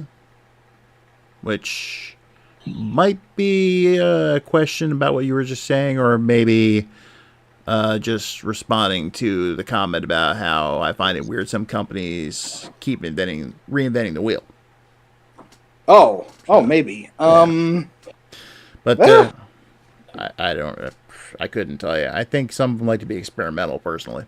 But yeah, without going too much into that, we are going to move into the home stretch. We have reached our number ones. So, Mike, what is your favorite movie of all time? I'm not even going to give any ceremony to this one. It's fucking RoboCop. Anyone who's known me even for an hour, I'll eventually slip in. RoboCop is the greatest movie of all time. And it's just it's 10% my fucking personality, practically. I mean... Can you fly, Bobby? My friend Andrew loves that line, too. Bitches leave. Yeah, man, there's so much I could get to. I'll address that. Clarence Boddicker, played by Kurtwood Smith before he became even better known to the public at large as Red Foreman from that 70s show. He steals every fucking scene. Just such a hilariously sociopathic asshole who's kind of like Toad, actually. He's as funny as he is slimy. Yep. Raven said it here. I'd buy that for $1. Yes. Yeah. I actually played a lot of Super Smash TV before I realized that was the movie that was from. Like, just so much pop cultural elements that have come from RoboCop. Like, it's like every like dystopia practically movie ever made from then on seems to owe a bit of a debt to it. Like, oh Jesus, where do I even start with this? Well, there's a podcast. What was that? Let me say this. Yeah. The Tigers are playing tonight, and I never miss a game. Never miss a game. Oh, gee. Oh, again, lots of quotes, and yes, a lot of those do come from Boddicker. Oh, yeah. Although, frankly, ever since seeing him as Red Foreman and going back and rewatching RoboCop, I keep expecting him to call RoboCop a dumbass, or trying to shove his foot up his robotic ass or something like that. I'm sure someone has done something with that, even if it's just like some sort of like one-off fanfiction parody or whatever, but someone should do something like that if no one has yet. Yeah, it'd be hilarious. Yeah, like, talk about movies that run the fucking gamut of everything you can ever imagine. Like, there's a lot that RoboCop's running on. Sci-fi, dystopian, action, murder, revenge, drama that somehow does everything. It somehow cashes every cent of the check it writes and is just such an entertaining, like, not a single scene wasted ride from start to finish. You're dead. Like, you're dead. We killed you. We killed you. We killed you. It's like, there's some parts of like, holy fuck, god damn it, Murphy. Like, shit, man. Yeah. And then there's the part where Leon tries to kick him in the balls and then he just drags him out of the club by his hair. I love that bit. Like, god, the tone of this, like, Paul Verhoeven is apparently a very crazy Dutchman, and his body of work's been extremely weird.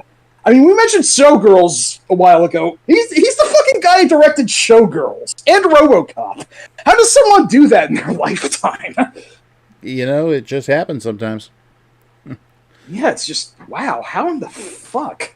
But, like, he was the right guy for, like, taking on a film that does as much as it does with, like, every it almost seems like a kitchen sink thing almost. And like I knew of RoboCop growing up before I actually watched it.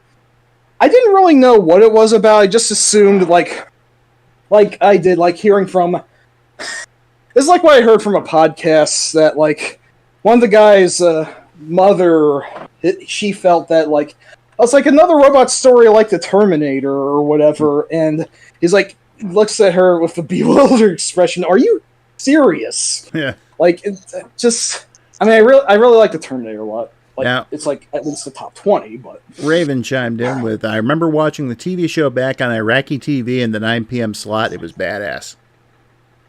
Oh, wow. Oh, what was it called? Prime Directives? Was that the series? It was something like that.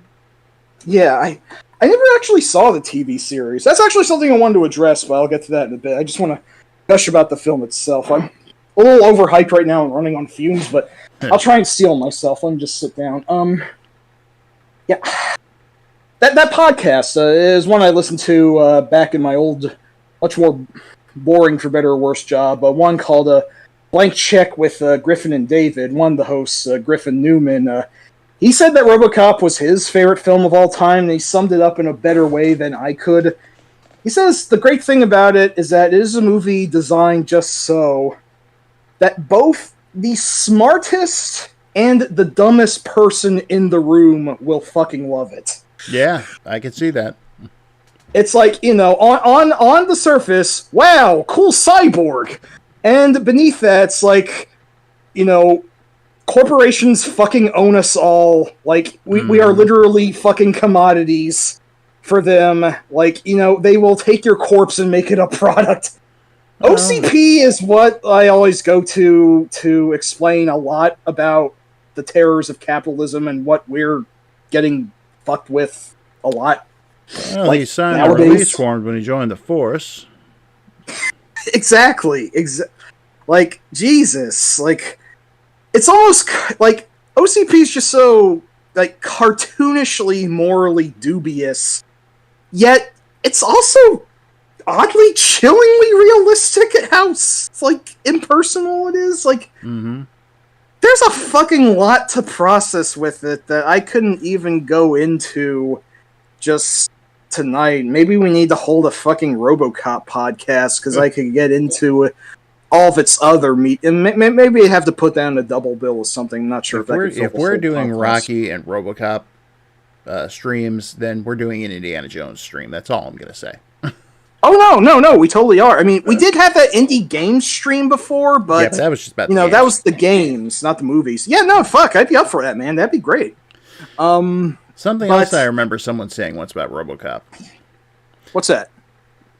If they had actually cut to the credits immediately after the old man asked RoboCop what his name is, that would have been like the ultimate denial of RoboCop's humanity. Or something along those lines. You mean just before he actually says Murphy? Yeah. That was the perfect fucking note to end that movie on. I'm glad they did. Yeah. It's like, sums it up, man. Just, holy shit. Also, like... Dick, you're fired! Thank you. What else did I say? And, like, it's like Peter Weller serendipitously turned out to be just fucking perfect for the role. And they had to actually do, like, a slimmer, less, like, bulky Arnold-like guy who couldn't really fit into the suit. So they had to go with someone more life. And, and they chose Buckaroo Banzai. Yes, they did. It was an unlikely gambit to go with, but, like, fuck, it's his best identified role today. I think he recognizes that, and he's very thankful to have... Like, I actually... there's a documentary on the movie out right now, RoboDoc. Yeah, I've read about it. If you've heard that. It's really fucking good. It's just really... I thought it was adorable. Like, they basically interviewed every fucking actor who was still living that even contributed some relatively small parts. Like, they interviewed the two bitches that really? Boddicker asked to leave, for example. Kidding. Like, they were that fucking thorough about it. So, and they did get Ronnie Cox, I hope. Oh yeah, no, of course they got Captain Jellicoe, who, even if he's like the more subtle, less out there villain than Boddicker, basically the number one person I think of for like every corporate evil fucking asshole there is in actual life. He was great at that. I mean, he basically almost played Dick Jones again when he was Velos Cohagen in Total Recall, but it still fucking worked. And I've heard nothing but good things about the man himself. Apparently, I hear that Ronnie is absolutely one of the nicest goddamn guys ever. Yes, exactly. He's very grandfatherly, yeah, from what I understand. Mm-hmm. By the way, did I tell you I finished Star Trek Prodigy? No, you didn't. We can get into that later, though. Yeah, but Jellicoe's on that, and like, it's great seeing him there with an actually bigger role. But anyway, go see RoboDoc when you get the chance. It's just really cute, I think. Just seeing everyone who worked on the film, big and small, just being really excited, just recalling their experiences on the set, and even knowing back then when they were working on it, that the movie was absolutely going to be something special when it came together, and they did. They totally called it. Did they do this before or after Miguel Ferrer died? Sadly, I believe after. I forget if they have any interview footage of him, but they wouldn't have gotten to talk to Miguel or Robert Doki, who was Sergeant Reed, or Daniel Harley, the old man. I believe not. I forget if there was any footage of them, but that's God, Miguel Ferrer. Bob Morton's also a major asshole, even if he's relatively, he's a good guy, and he's still one of those 80s coke snorting yuppies who's just looks down and everyone below him. But unless he's a helmsman on the Excelsior. Yeah, that too. But hey, I gotta ask the immortal question here. What's that? Remember the time RoboCop shot that dude in the dick? Yeah, I mean, that is an amazing... You can really just, like, put on a blindfold and, like, spin the movie like a globe and just put a finger on it, and you'll go to an instantly iconic scene. Like, I cannot think of any scene that is Yes, it filler was, Jay. or That was poor quite a somehow. Like, you know, the robber just keeps shooting him and yelling, "Fuck me," like 8 times. Yeah. You know, the fucking, like, Directive 4 reveal where it finally feels that he's not invincible anymore. It's like, oh, holy fucking shit! Or, like, even just, like, the quiet drama scene where him and, Christ, I can't even remember her name. Damn it, Nancy Allen's character. Lewis. Yes, Officer Lewis. Also, fantastic choice for that as well. It's like, I didn't think that the airhead from Carrie would be such a convincingly warm badass, but, you know, she really pulled that off as well. You should see And the I'm still Philadelphia pissed off she experiment. died in RoboCop 3, but I'm not going to talk about that right now. We don't talk about RoboCop 3, as a rule. We don't, no. Or the fucking 2014 film, which I have not seen and I'm never going to. Fuck off! You can't remake Verhoeven. Jesus Christ, you can't.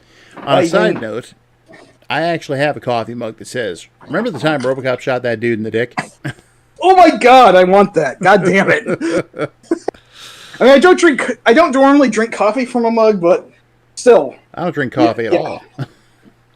Okay, well, there you have it. So, yeah. But, yeah. Anyway, it's like, and I'm still, just one specific detail, like that scene I mentioned, I still don't know how they achieved that creepily uncanny effect with Peter Weller's face stretched around the robotics, the circuits when he takes off his helmet. Like, I still don't know how they did that. It's subtle, but it's one of the most amazing effects I can think of in any movie ever. Like, holy shit, that's just some great work. Oh, yeah, that's... The fucking detail of this movie, I love it. Like, I only have one criticism. One at all. Wow. The only one bad thing is that Dick's model looks bad when he falls out of the window. That's like the one part anyone can say anything bad about. The super long arms. It's freaky. Yeah, it was very off. Even in the documentary, they acknowledged that, yeah, no, this doesn't really look how like we wanted it to. Yeah. But I fucking love RoboCop so much. The only caveat I have with the property is that it really should not have been a series. It really should have just been one and done. Because I don't hate RoboCop 2, but it's Excuse yourself, Mike. We're live on the air here. I'm sorry. I'm just kind of breaking down here, gushing about this. I was gonna say, I don't hate RoboCop 2. I actually kind of like it, but it's not a movie that needs to be made. It's kind of hate RoboCop, actually, if you think about it. Yeah, like the message of the movie is that it's a bad idea to make RoboCop 2. That alone, to an extent, justifies its existence. Mm-hmm. But, like, after that, like, almost nothing remotely good came out of the series. Like, I did like the Data East arcade games, but, like, you know, the video games were very quality. Unfortunately, I think Ocean fucking had, like, the rights to the property for a while, and they did bad stuff with it. Now, to go to the chat for a second, Jay said there is no RoboCop 3. You know, I usually am not fond of not acknowledging bad sequels, but I'll give you that one. 3's just... It's balls. It's balls in the sense of balls. And then Raven said, RoboCop 3 at least gave us a little bit of a cool game. With a big laughing smiley. Are you talking about the PC one? That one has some interesting ideas. It's just kind of a mechanical mess. But I will grant, it's interesting in a weird way. RoboCop 3 did at least give us a really awesome title screen music by the Dutch musician Jeroen Tel when that came to the C64 and the NES, so that's something, I guess. Ranch or Cool Ranch one? Oh, no. That's the game. Wow, I'm surprised you remember that. That's the, that was from game based on the first movie that was released on the Game Boy. Oh, okay. I think it was also on the C64, but I mostly know because it was a track composed by Ocean's Jonathan Dunn that was at least on the Game Boy version of... it was unfortunately an Ocean thing also, but... Jay also had to say, oh, come on, the super long arms are great. I mean, they are. They're really cheesy. They're memorable in a bad way, I'll say. But, like, it's just funny. It's like... I guess the film can only... it had to have, like... The film realized it was perfect, so it had to give itself one flaw just so that, it wouldn't get up its own ass. So that's my theory, anyway. And Raven answered your earlier question. He says, the PC and the Sega Genesis game, it was a side-scrolling shooter and had bullet hell sections when Robocop was flying.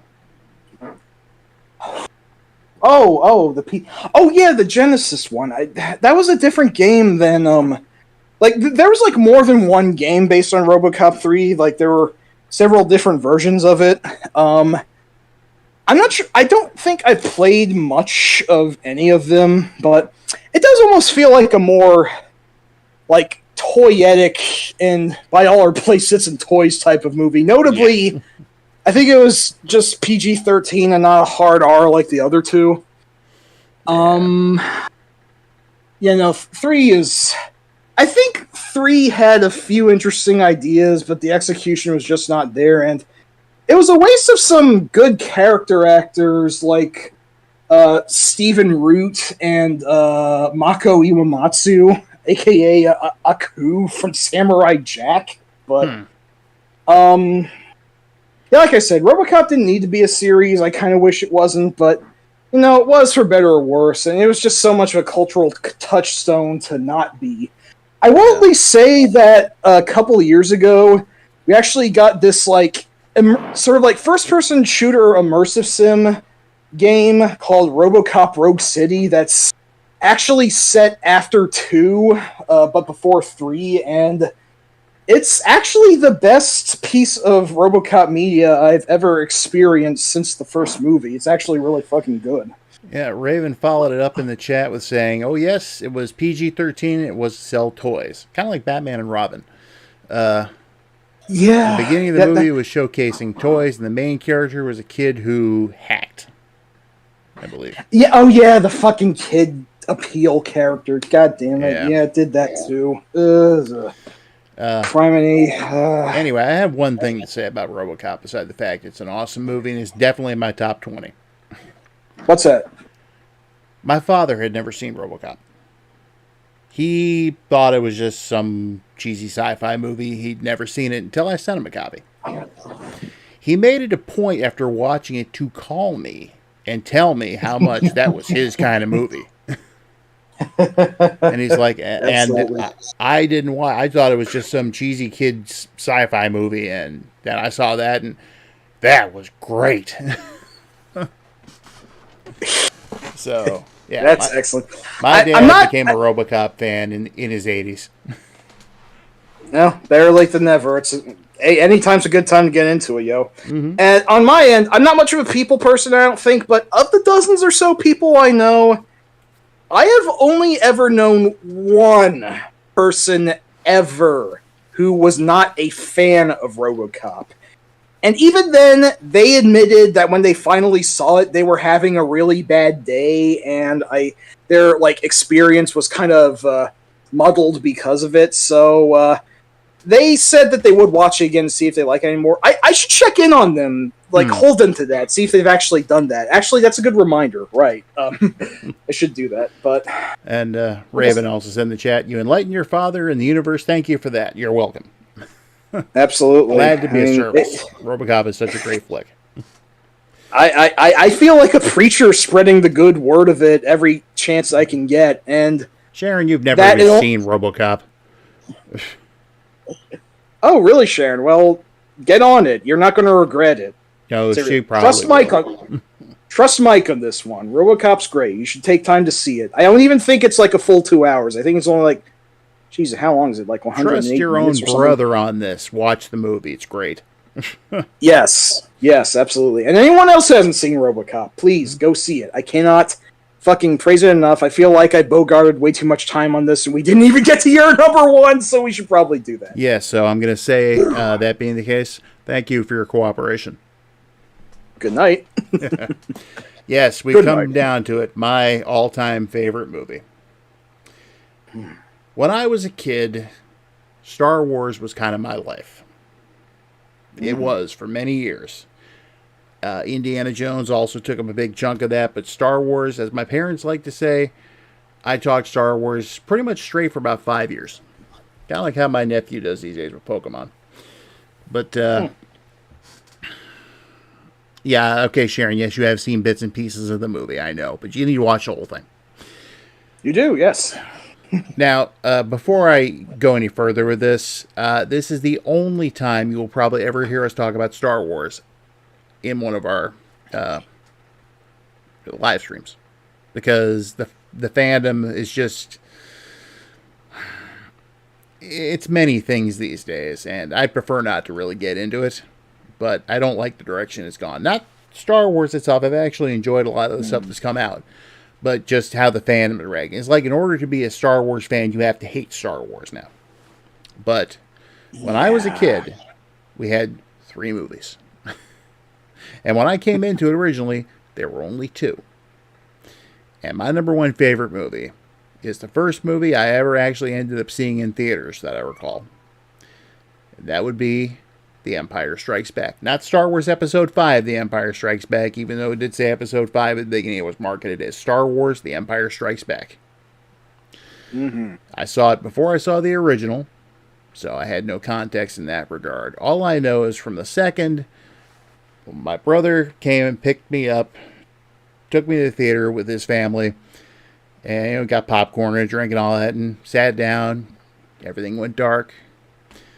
Got the opening 20th Century Fox logo, and then, a long time ago in a galaxy far, far away. And then all of a sudden, the music kicks in, and the Star Wars logo goes down to the back of the screen. And I basically just kind of went back in my seat, and I'm like, just like, whoa! And kind of stayed that way for the entire movie. And thought it was the greatest thing I'd ever seen. And I got to see the first one a couple years later, and it was definitely a different tone, but, Empire was the middle child, obviously, because it was the middle. It was the second act. It was dark for a Star Wars movie. It had so many memorable things about it that just stuck with me. Like that whole bit about Han Solo being frozen in carbonite. That just, I remember spending the next couple of years wondering how they were going to get him out of that. And then Return of the Jedi came out, and we found out. And I'm not a big fan of Return of the Jedi, as some people probably think I should be. But it's still a decent movie. Don't get me wrong.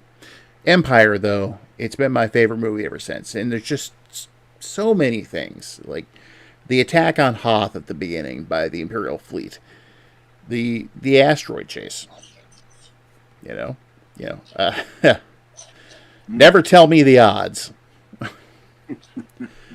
Admittedly, the parts I really didn't care for was when Luke was training under Yoda on Dagobah. It was interesting, but I was particularly captivated by Han Solo. Yeah. It's like, that was the guy I wanted to be. He hung out with this, 7-foot-tall giant dog monkey thing. He flew a badass spaceship, and he got the girl in the end. Yeah. Sure, he had a big slug-like crime lord putting a bounty on his head, but that just led to Boba Fett looking for him, so. Yeah, bounty hunters. We don't need that scum. Yes, sir. Those rebels won't escape us. I would have liked to have seen more of the bounty hunters, actually, not just Fett. Yeah, there's some interesting... I know that, like, in some supplementary material, like, the thin black robot one, IG-88, apparently was kind of a popular character in some deeper circles of the fandom. Oh, yeah. In fact, there's a whole book that came out, which would now be, I guess, the Legends, what they call it. it's a book called Tales of the Bounty Hunters. Oh, wow. And it actually goes into detailed stories about all the bounty hunters that were on the Executor that day. Oh, wow. Bosk, Nice. yeah, Bosk. The Trandoshans had a whole history with the Wookiees, so it's like he was out there. He basically wanted Chewbacca. Oh, yes. So, but yeah, that just bringing in the bounty hunters like that was an element that kind of intrigued me, because it was like, okay, there's something more besides just the Empire and the Rebellion. It's like, what's going on here on the fringes? Mm-hmm. Yeah. Now, my Star Wars fandom has petered off over the years. I'm nowhere near the Star Wars fan I was as a kid. That honor goes to Indiana Jones now. Mm-hmm. And that No, honor goes to RoboCop for me, so, as you know. but, and yeah, that is true about that. That's something that was inspired in Strider. Oh, really now? Yeah, that's what, when Sam interviewed Isuke. Oh, what did he have to say? Shit, I don't remember. Like the Grandmaster is just basically Palpatine or something? Not quite that far, I don't think. I don't have a copy of the interview handy, so I can't really tell you. But if anyone wants to read it, it has been reprinted in Digital Archaeology, so you can read it there. Yeah, nice.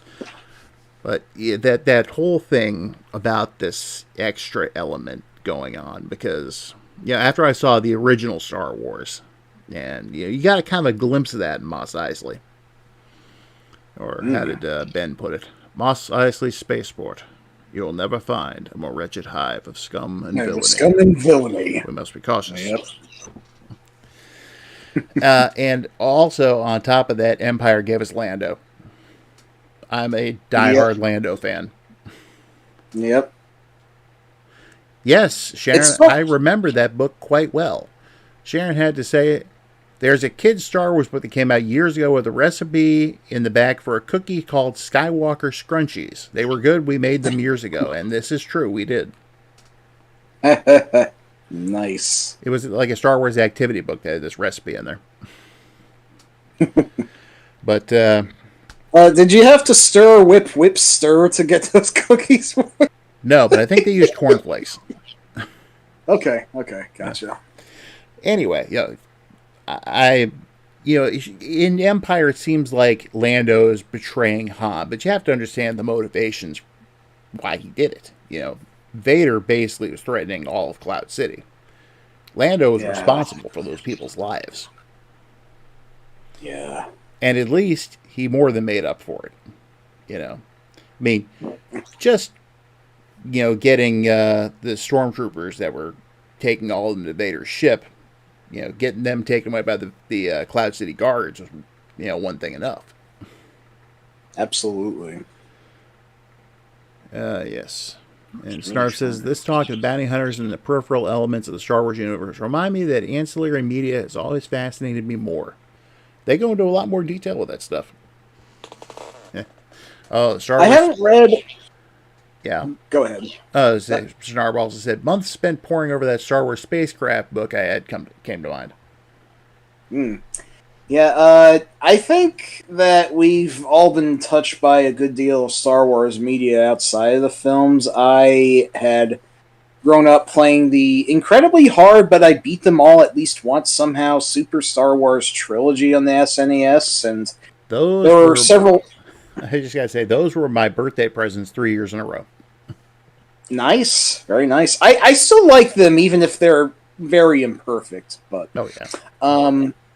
And I'm also quite a fan of the Dark Forces series, which primarily is an FPS set in the universe, but later games also have you engage in some lightsaber combat as well. And I've yet to play the last one, Jedi Academy, but what I have played for the most part, aside from a few foibles here and there I've really liked, and the game TIE Fighter, where you actually play fucking as the Empire, but it's somehow good, even if you might feel bad for playing it. First one to my knowledge where you actually can play as the Empire. Yeah, one of the very few. Like there might be some like I don't know strategy game or whatever you can do that too. I have to look into it. Anyway, Well, there is the software tool work Star Wars chess. there is that one too. I forget. Did Software Toolworks also make Battle Chess? I don't remember if that. That might have been Interplay, actually. Oh yeah, you're right. Ow, fuck! I bit my tongue. God damn it. Anyway, But, before you go on, if you want to talk video games, I was right there. I was right there during the first Star Wars boom. The first video game I ever owned in my life was The Empire Strikes Back for the Atari 2600. yeah, And then It's later on, go on. it's a very simple game. All you're really just doing is shooting AT-ATs, and that's it. But it's still a pretty fun one, and like simplicity. Well, so. it actually does accurately capture what happened in the movie because they couldn't stop the Empire. That's a good point. You just all you can do in that game is hold the line. It's actually reflective of the old school arcade games that pretty much just go on infinitely until you run out of lives. But in that case, that was actually kind of a plot point. Yeah, the Battle of Hoth was just a holding action anyway, so they could get as many of the rebels off the planet as possible. Yeah, absolutely. I mean, oh geez, what? Like, say what else you want, and I'll chime in because I do have some things to say. I'm just starting to get a little sleepy at this point. Right after that, I ended up getting Jedi Arena, and then a little later on, Death Star Battle. And Nice. then, of course, the first arcade game I ever finished, even though it was on easy, was Star Wars. Yeah, I still like that one too. In all its vector graphics glory. Yeah, it still looks neat. I think for whatever its hardware could put out at the time. So. Yeah, well, it was Atari's hardware. I do remember, I never saw the Empire Strikes Back arcade conversion, but I do remember seeing the Return of the Jedi arcade game in a supermarket once. And, I never really got far in that one. yeah, it's a bit difficult to control, I think. Yeah, oh well. But going back to the movies, for the longest time, that was Vader at his homicidal best. Yeah. Just think about it. Literally, one of the first times he's on screen, after the whole, when they get the transmission from the probe droid that Han destroys. Mm-hmm. Next time you see him, he's in his meditation chamber, and General Veers comes up to him and lets him know they've dropped out of light speed, and there's an energy field protecting an area of the fifth planet of the Hoth system, and it's strong enough to deflect any bombardment. What's Vader do? The rebels are alerted to our presence. Admiral Ozzel came out of light speed too close to the system. He felt surprised. He's as clumsy as he is stupid. And then what's he do? He calls up Ozzel on the view screen. Ah, my lord. And as he started to talk, all of a sudden he's just like, oh! You have failed me for the last time, Admiral. And when Ozzel drops, Piet gets a promotion. Yeah. Vader is basically the godfather of all villains who kill off their underlings for somewhat minor mistakes. Mm-hmm. I actually wonder if that's ultimately a bad idea and they should just, I don't know, put them in timeout for a day or whatever and then they'll be refreshed or... I don't know. It seems kind of inefficient. Even if you're a bad guy and you have a lot of numbers, everyone makes mistakes. It's unavoidable. So, what the fuck, Vader? Think of this, though. Since the prequels did establish what Vader's character was like when he was still Anakin Skywalker, it kind of fits. But, yeah, that's fair. And I have to admit, I love the bit where Han charges the Star Destroyer after they leave the asteroid. And then they disappear from their scopes. Mm-hmm. Sir, Lord Vader demands an update on the pursuit. Get a shuttle ready. I shall personally apologize to Lord Vader for losing them. Next time you see Captain Nita, he's on the floor clutching his windpipe, and then he falls over. Apology accepted, Captain Nita. is very darkly funny how Vader is just like the punishment man with, like, I mean, you know, someone has to. That's just how the fucking Empire does things, and I understand that. But And like, they only hinted at that in the original movie. You know. yeah, that's right. In the original Star Wars, you don't actually see a lot of Vader for the most part. I really only mostly remember him in the beginning. Then he kills Obi-Wan. Then he shoots at Luke, and that's mostly it. Empire really fleshes him out a lot more and still gives us... I'm not sure if I can even call him like the greatest cinema villain of all time at this point, but he's still in like the top 10, maybe the top 5. And Yeah. But if you look at how many people he killed, actually all the ones he killed in the original movie were all rebels or Ben Kenobi. Yeah, it's like he took care of the captain of Leia's ship at the beginning, just actually picked the dude up by the throat and crushed it. Right. Then he sliced Obi-Wan in two and sent him to join the Force, and then during the Death Star run, he shot down a bunch of pilots. Including Biggs, I'm pretty sure. Yeah, exactly. But then in Empire, he's dropping his own guys. And the closest he got to that in the original was in the briefing room scene where he started to force choke Admiral Mahdi. Yeah, before Tarkin basically tells him, no, not now. Yeah. I find your lack of faith disturbing. And he even pulled that a little bit on Lando in Empire. That's right. I am altering the deal. Pray I don't alter it any further. Maybe alter it further.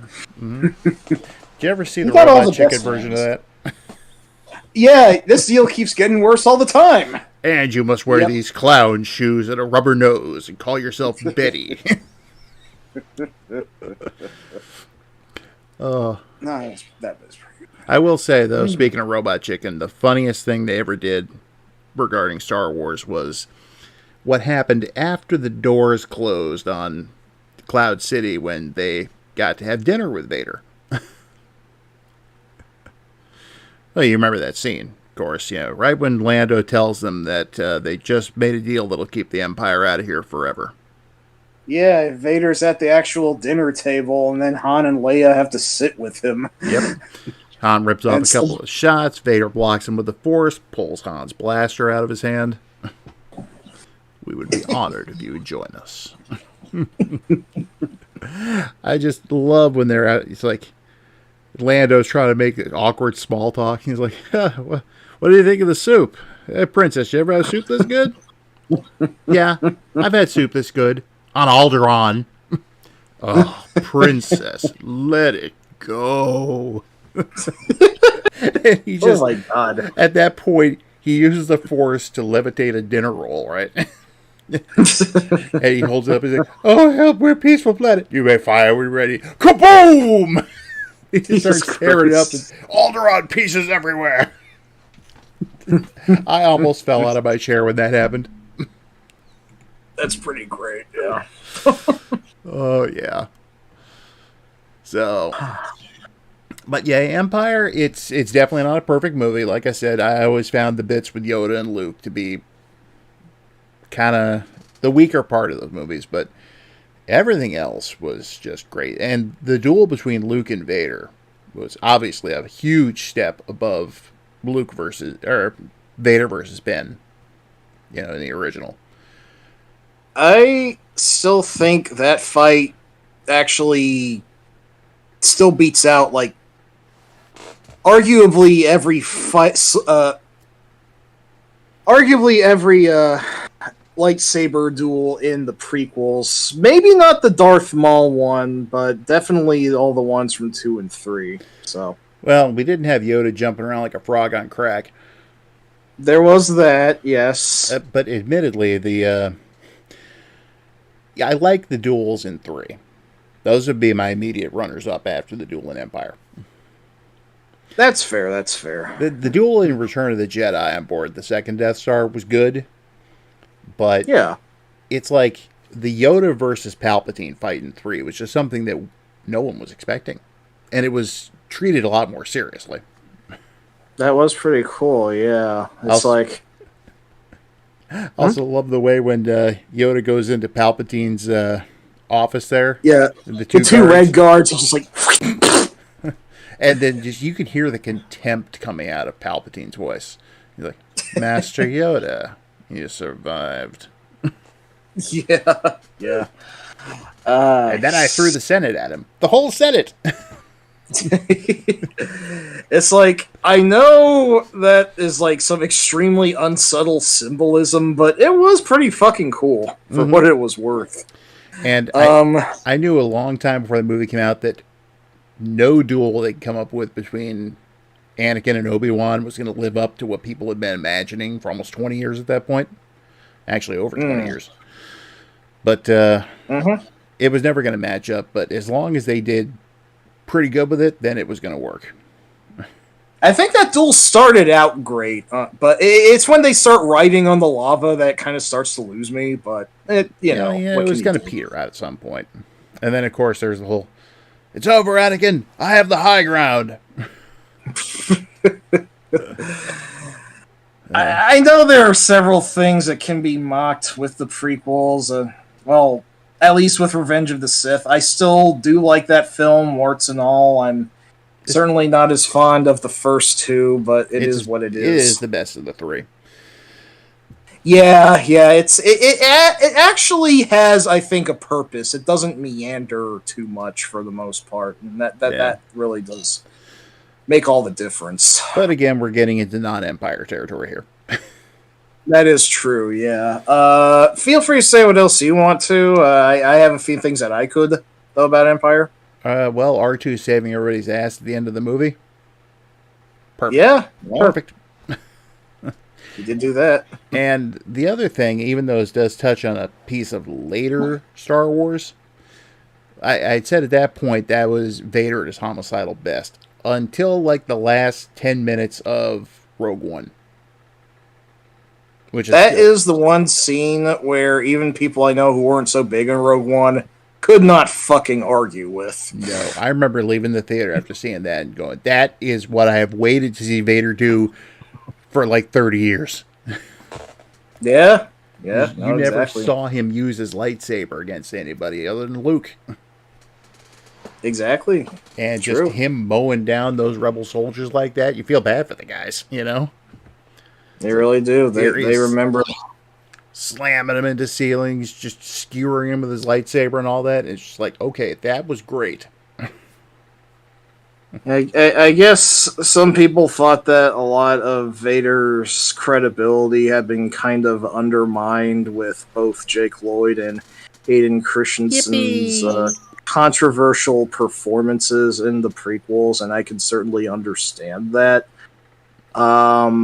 But I do appreciate that later Star Wars media remembered what made Vader actually compelling and tremendous threat, as it were. They needed to bring that part of him back.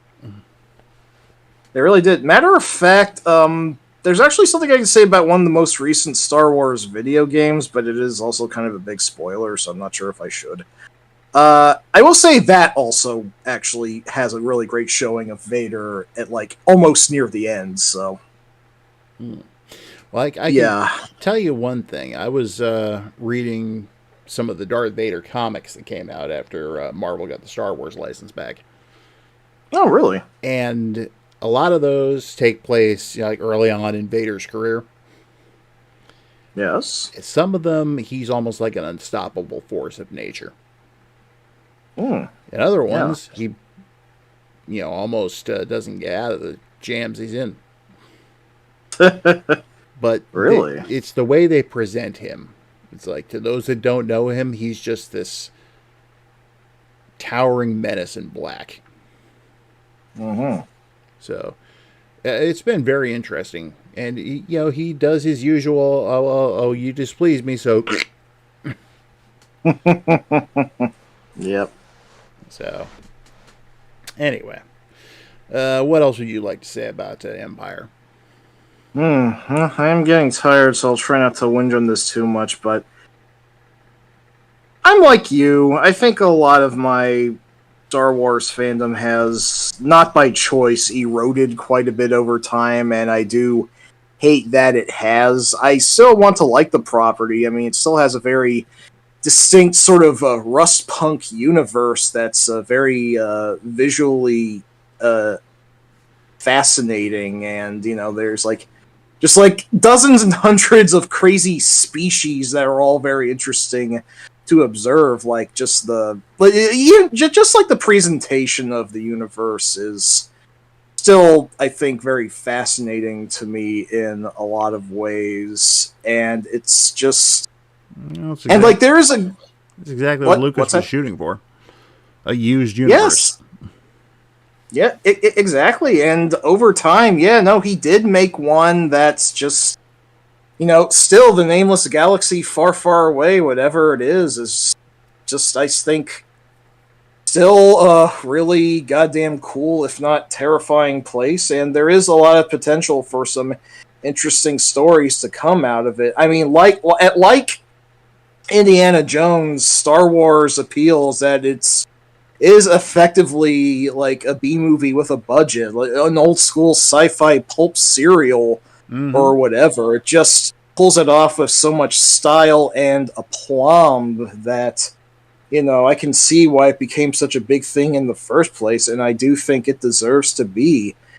But like you, I am sad and angry that it's just such a damaged property to discuss nowadays, because I can't bring anything up about it without some snark about how somehow Palpatine has returned and make it fucking stupid. And now I get angry about it because so is everyone else. I hate feeling forced to feel like this, but fuck you all. You just goddamn ruined it, and I can't talk about it the way I want to anymore. And it sucks, and I hate it, and fuck you. And the kicker is that a lot of these overgrown children who are doing this fail to take into account the fact that the series was originally made for kids.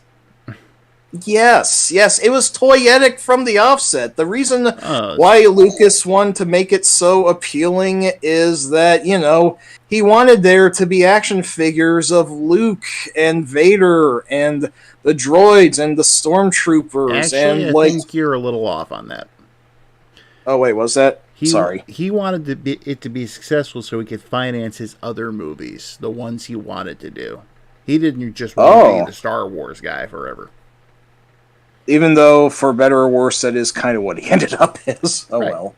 So, just consider the fact that the movie he did right before Star Wars was American Graffiti.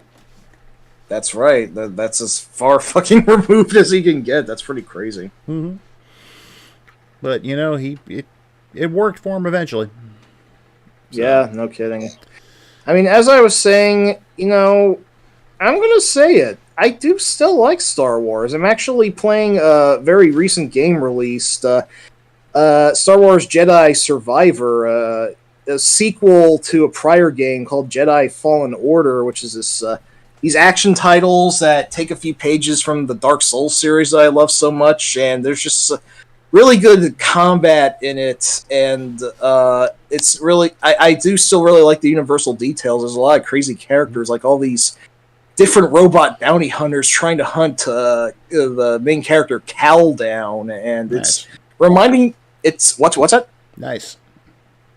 Yeah, it's reminding me of why I did, and to an extent still do like Star Wars as much as I do. It's sort of rekindling what I did like about it, but it's also admitting nowadays that you like Star Wars is like admitting that you eat a banned food like that maggot cheese or whatever it is. I don't know what that is. Kasumarzu, wherever it's called, something really gross. And it's again, I hate that it's just been so warped and distorted. I mean, I know Rise of Skywalker sucked, but we don't have to dwell on that. The fact that it was a bad movie does not change the fact that the original movie is still great, and Empire is still great, and Jedi is all right. Yeah. No, I mean, All Jedi. like, look, Empire had the better Yeah. ending. Okay. go for it, do the thing, Dante. You know, Luke finds out Darth Vader's his father. Han Solo gets frozen in carbonite, gets taken away by Boba Fett. It ends on such a down note. That's what life is, a series of down endings. All Jedi had was a bunch of Muppets. I should note it didn't make either of our top fives, but Clerks is definitely an honorable mention film for both of us. Oh, yeah, definitely. There is that. Jesus, maybe we should have a View Askew podcast at some That would be a good table idea. at some point. Anyway, Yeah. since it is getting But, late, yeah. we got to close this down. Yeah, I just wanted to say, though, that I do still really like Empire. I can't really add too much more on top of it that you didn't go over. It's just still visually arresting, and for the most part, it is paced pretty well, except that I do agree the training scenes in Dagobah do slow it down a fair deal. We still get some good stuff out of it. I do like Yoda just, like, chiding Luke as the impatient idiot he is, and that is why you fail, and all that. But Yeah. some days, I don't know. I'm still conflicted about this, though. Some days, I want to say I actually like the first Star Wars more because I think it is arguably better paced. It doesn't have anything like the Dagobah training scenes that kind of take some of its really rather alacritous movement down to a bit of a crawl. But it's like, well, I think the first Star Wars film is a more consistent and concise experience. I do think Empire arguably has higher highs in it. Yes. Like, basically, yeah, all the stuff you mentioned. Like, every scene that Vader's on, he fucking steals it. Han and Leia, with their already married couple bickering. No time to discuss as a committee. I am not a committee. Exactly. Scruffy nerf herder and all that. Scruffy looking. Yeah, exactly. Like you said, Hoth is just a real fucking set piece to begin on, and it's just it's just a hell of a fucking ride from start to finish, and the ultimate climax. Who'd have thought that Vader was actually Luke's father? Oh, thanks, Mr. Ruin the movie for me. Hey, Wow. Thanks, Raven. Glad we could make your morning cool. Oh, yeah, absolutely. I'm sorry I haven't been looking at the chat, but this is a weird circumstance for me. But glad you've enjoyed this. Thank you so much. And we do this every couple of weeks, so always a different subject. Yeah, we'll be back in another couple weeks to discuss. I don't even know what yet. We'll figure it out, though. But yeah, absolutely. In closing, even though my love of Star Wars is nowhere near what it was when I was a kid, Empire will probably be my favorite movie until the day I die. I don't know which one, depends on what day you ask me, but either Star Wars, aka quote-unquote A New Hope, or Empire Strikes Back will still likely be in my top 10. I just don't know which, depending. And to close this out, I just want to say that the probability of successfully navigating an asteroid field is approximately 3,720 to 1. Never tell me the odds. Never tell me the odds. My favorite line from that movie. Never tell me the odds. I even have a pin that says that. I could actually see Indiana Jones saying that one too. Mm-hmm. So, and my favorite line from that is, I don't know, I'm making it up as I go. Yep. So, all right, guys, it's been fun. Thanks for sticking through the technical difficulties if you were here earlier. Yeah, sorry I didn't think earlier to use my phone. We could have cut this down by half an hour. Yeah, but we're just glad all you came in and everyone who stayed. Thank you. Yeah, thank you very much. Again, I don't know what we're talking about next time we do this, but if you did enjoy what you did tonight, then next time sure to be at least as fun, if not more so. We'll be discussing video games, television, books, music, hauntings, who knows? Nobody knows. It is a mystery. Ooh. It's even a mystery to me, and I run the channel. Yeah. Also, you can expect a new Dyer and Betty video sometime soon. I think it's actually coming this Wednesday. Hey, I saw you actually came back a few days ago, right? Oh, yeah. Yeah, we did our first one on Toilet Kids. That was definitely a one to come back on. Hey, Betty wants to see weird stuff.